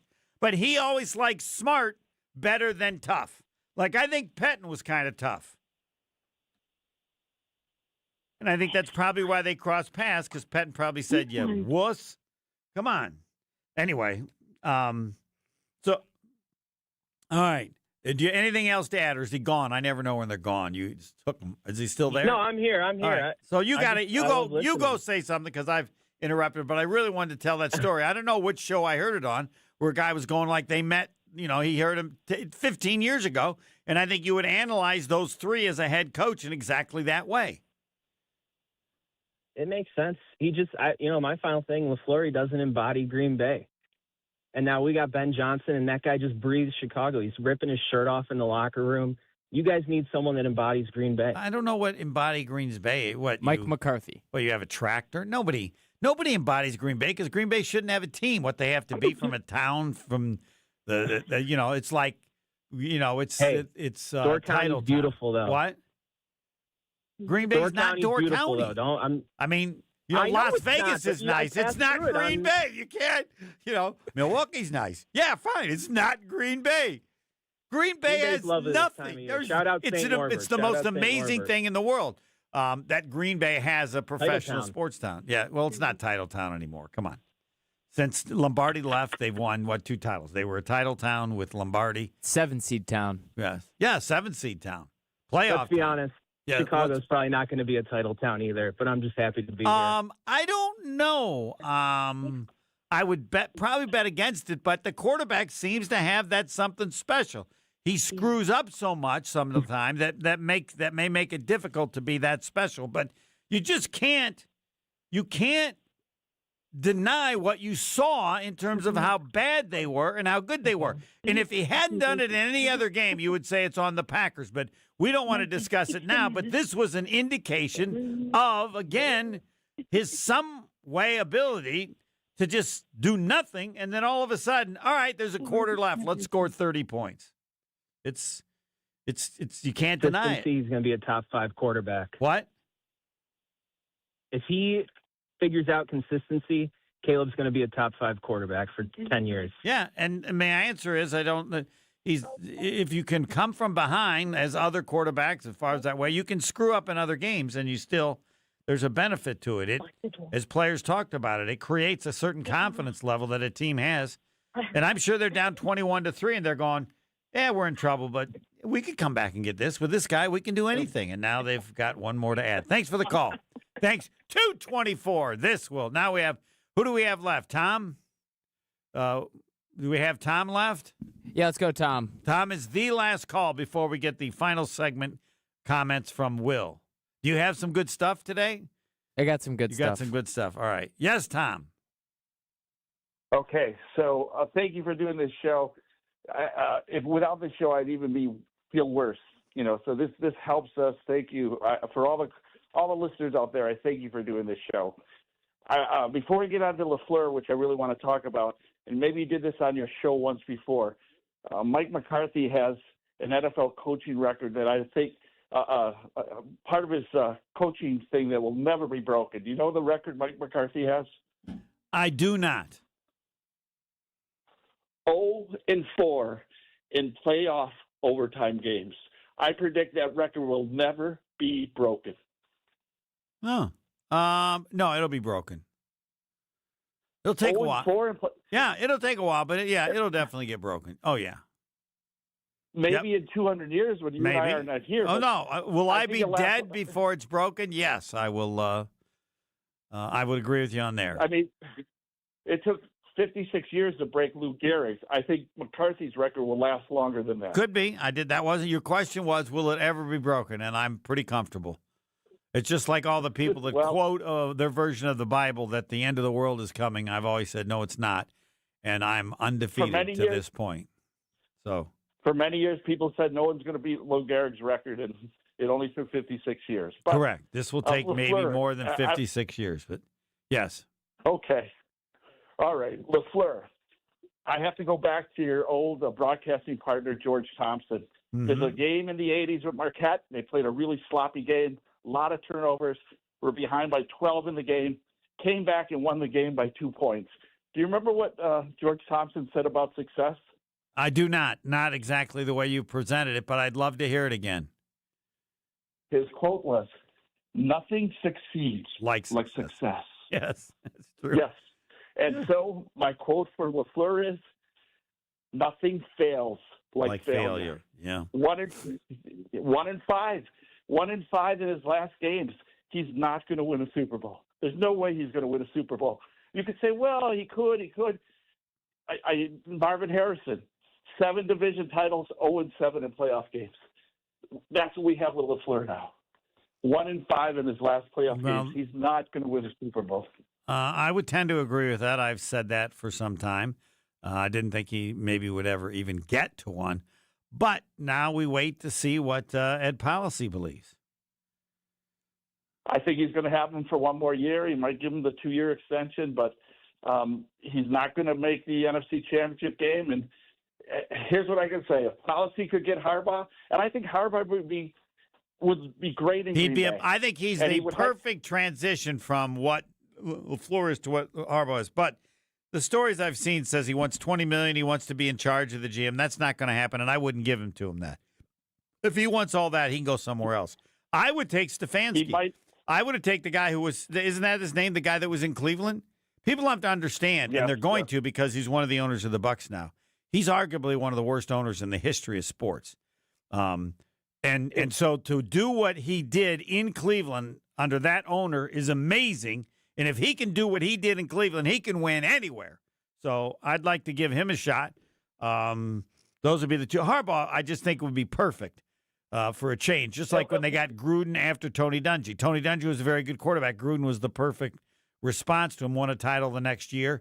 But what if those stories are true? What Harbaugh is asking for is too much.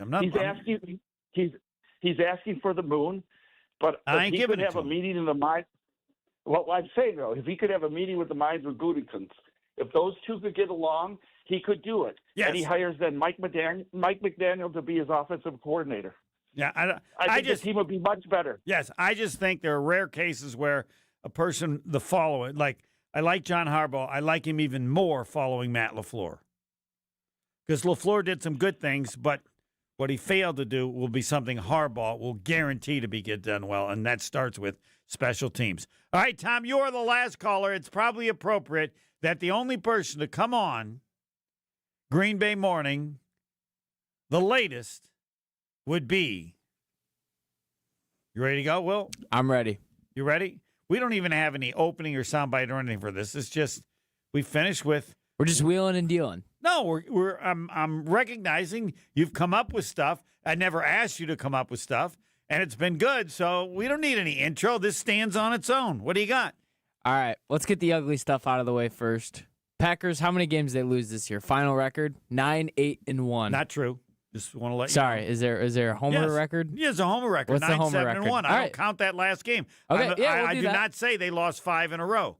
They lost 4 in a row. Okay. And all the stats for the year and the regular season, I don't want to include that last game. But go ahead. Cover your ears to this. Packers led by 10 in Cleveland, led by 13 in Dallas, led by 9 in Denver, led by 10 in Chicago, led by 18 in Chicago, part 2. They won none of those games. I think, who was it that mentioned that? Gary Allison, he's right. We shouldn't have been surprised.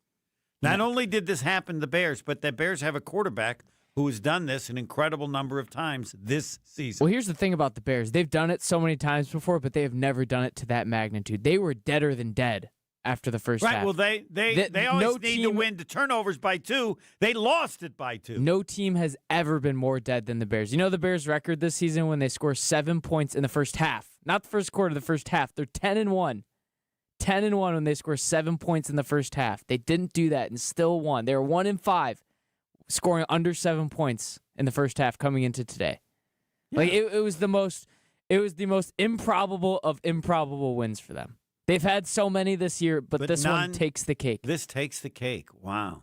They played well because even in the first showing, or the second showing of the year, the first one at Soldier Field, the Bears were still moving the ball a lot better. Right. Like I think it was week 17. The Bears were still moving the ball and getting stops on Jordan Love. There was none of that in the first half. I wasn't saying this relative to the Packer games at all. I just thought there were enough other games in the season where they had comebacks that were just as amazing. Oh, yeah. It was probably Washington last year. But this one, they literally came out of the casket. Yeah. I was ready to declare this game over. If the Packers scored one more touchdown when it was 21-3, it would have been over. As was mentioned by Tausch, I think Ben Johnson was willing to admit it was over. He made all those aggressive plays in the first half because he knew their defense couldn't stop anybody because they haven't the last 2 games, and yet they did it in the second half. You know, the craziest part is that it's not like Ben Johnson, when the Bears started coming back, it was just like bang, bang, bang, points, points, points. It was 2 field goals. Yes. 2 field goals. Matt LaFleur, like Ben Johnson left the door open for the Packers to put them away. Yeah. And Matt LaFleur just did not do anything with it. No, He was in Chicago's first 3 possessions in the second half. Field goal, the interception on downs, and the field goal. All right? Yeah. Then the last 3 possessions, 3 touchdowns, and a 2-point conversion. 25 points in the fourth quarter is improbable. And it is fair, the person said they passed all the time. Okay, so like, fine, the Packers' defense was stopping the run. Well, but when you're that far ahead late in the second half, what do you think the other team's going to do? I think they might pass the ball. So it's not even like they were running the ball that well either. Like they were way more dominant the second time they played. And this just goes on and on in terms of just being how surprising. So now the Bears have come back to 21-16 from 21-3. What do the Packers do? Right down the field, score.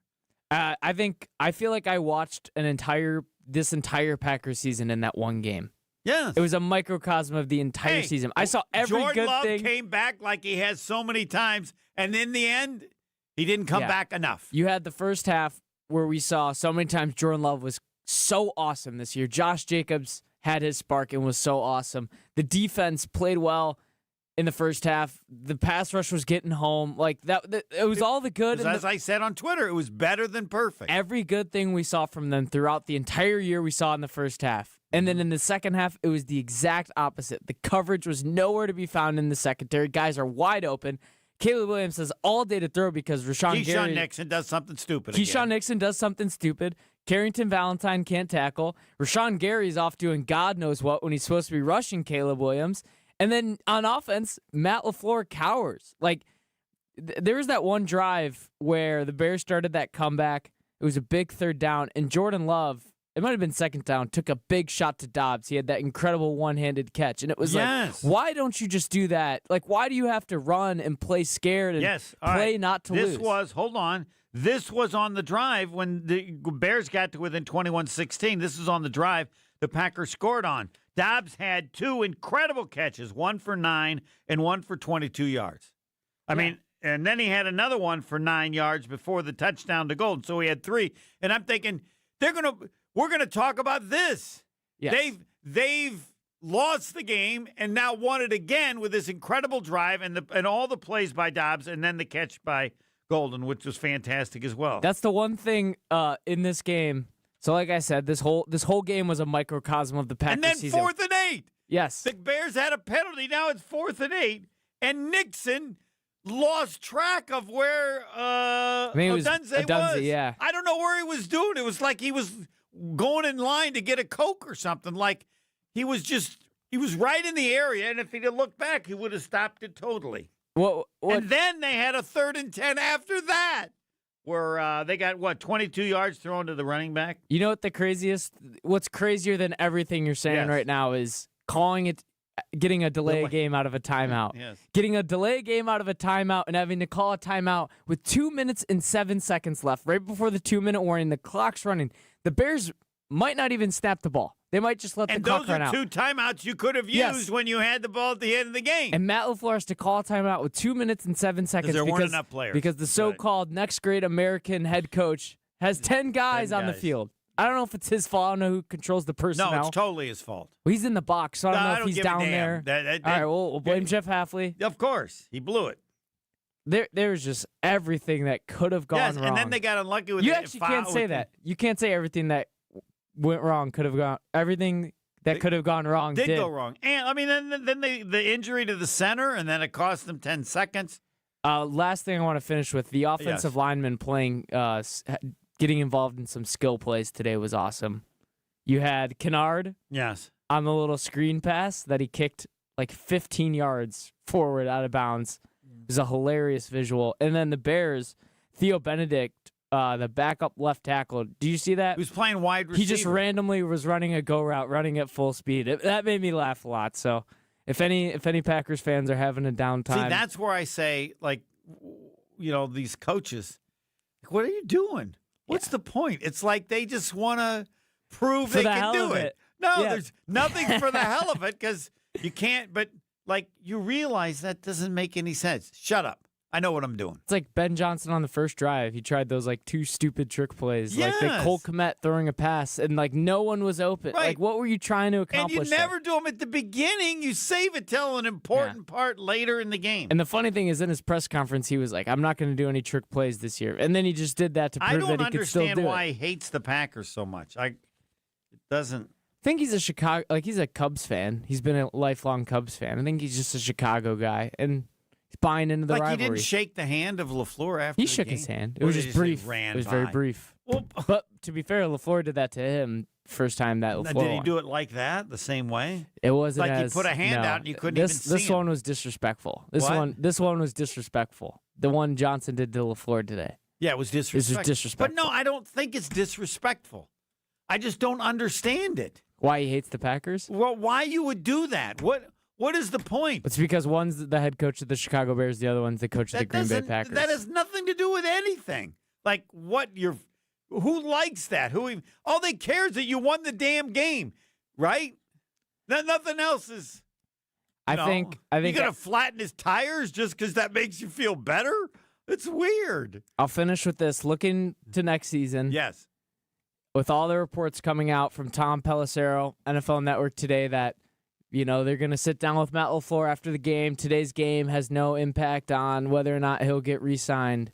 And that's true, but they never dreamt the game would go like this. It couldn't have gone worse for him. Of course not. No. It was And when you think about it, you haven't won the division in 4 however years. long. 4 Every years. other team has won the division in the North. You've been besides second and you. third the last 4 years. Yep. You have a incredible procedural brain fart in one of the biggest moments for your team. Right. And no, there's it's just going to be the biggest question. There's good reason to fire him, and there's good reason not to fire him. And you made a great point, or maybe it was you or Jason. I think it was Jason with Mike McDaniel at the Dolphins. Like, they told Mike McDaniel, hey, we're going to hire a new GM, and you're going to be involved in that hiring process because he's going to be your GM. And what'd they do? They went and fired him. So there's a lot of uncertainty, but There's not a lot. Yes, there's total. Yes. No one knows. No one has an idea. Everybody, I think, honestly, understands the possibility that could go either way. yes, I mean, there would be a shock if he got like a 4-year extension. they might put him on a 1 year I prove it deal. really am so excited about the idea of saying, "Hey, buddy, lame duck, let's see how you do." He really did. He was soft today. So soft. Like the way he commanded the offense with the 21-3 lead. And they got the ball at halftime. I mean, to me, it's just how the team plays. Just There's parts of reflective that. But I mean, it really took an epic, total, full team, colossal screw up. Yeah, I mean, the thing is it really wasn't a colossal screw up because there was no turnovers. There's no sudden changes. It was. But I mean, you're up, from the little things we talked about, and it was you're up 21-3 at half, and you get outscored 28-6 in the second half, 25-6 in the fourth quarter. I mean, there was. Then they needed a fourth down play with a 4th and 8. Then they needed a 3rd and 10. But again, you have to give Williams some of that credit. But it wasn't the second half. It was literally just the fourth quarter. 21 to Chicago's first possessions in the second half. Field goal, interception when they went out on 4th down. A field goal. And let's see, those were the first 3. Field goal, and lost the ball. So we're now getting into close to the start of the fourth quarter. I'm trying to look to see when the third quarter, and yeah, it was right before they got to 21-16. So the Packers have punted 4 straight times. All right? 4 straight times, and they're still ahead 21-9. Those are quick 3-and-outs too. Like Yes, they 2-minute long 3-and-outs. Yeah. After in the first half, they had the ball 4 times. Mm-hmm. Scored a touchdown 3 times and then missed the 50. Jordan Love was incredible in the first half. Yeah. And again, as he often does, which I think is one of his major strengths, he sucks. The offense sucks. And then when they need him to, goes right down the field. Yeah. And I just thought the last possession, maybe it was the injury, was weird because I thought they were going to score. I didn't. when I they did started. too. Like they're just going right down. Well, because you think like the only thing that holds back Jordan Love is Matt LaFleur, and in this moment you cannot hold back Jordan Love. You're going to have to let him fully and unleash. all of a sudden, after the entire second half, when nobody seemed open, all of a sudden they seemed open again. Mm-hmm. Guys were making plays. Yeah. And I thought they nearly had the touchdown to Watson in the end zone. I don't know what it was off just a little bit, but it Yeah, looks like there's might have been a little pass interference there too. So but- you, all right, we're done. Unless you have to add something. I'm done. Good season, Homer. Thanks but- for letting me talk in the last segments the past couple weeks. And when people should know that when we finished at the season length, longest 242. Yeah, we did it. Stretched it out. He was still the coach.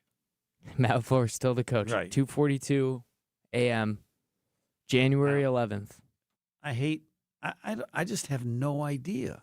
I think that's like new president too. Makes it so much more I know, so you interesting, have and no no one knows idea. anything about him. No one knows. I mean, I like to say you can always tell how strong people feel by if they bet. Like I would bet so little on this, but I would bet that LaFleur's coming back. I would too. I think they give him. What do you think they'd give him a 1-year extension? People have just told me so much about the way it's done now. The thing Like, is, your too, agent's going to say this. I'm people like, forget like LaFleur probably has more of an upper hand on the Packers than they do on him. Like if he got fired right now, he'd be the hottest coaching candidate on the market. I think Harbaugh is going to be number one. I would But he's take older. LaFleur over. All right, but I mean that's fine. I don't care. I mean, it's Because kind of you're not- hand in hand. They've both had a lot of success. correct. So yes, he'll coach somewhere else, and then we'll find out if he really is Steve Mariucci, because Mariucci ended up then getting a chance with the Lions, and he was horrible, and that was the end of his career. So you're rooting for lame duck LaFleur. yes, I'd love. You that should get a idea. jersey with that on the back. No. Lame duck LaFleur.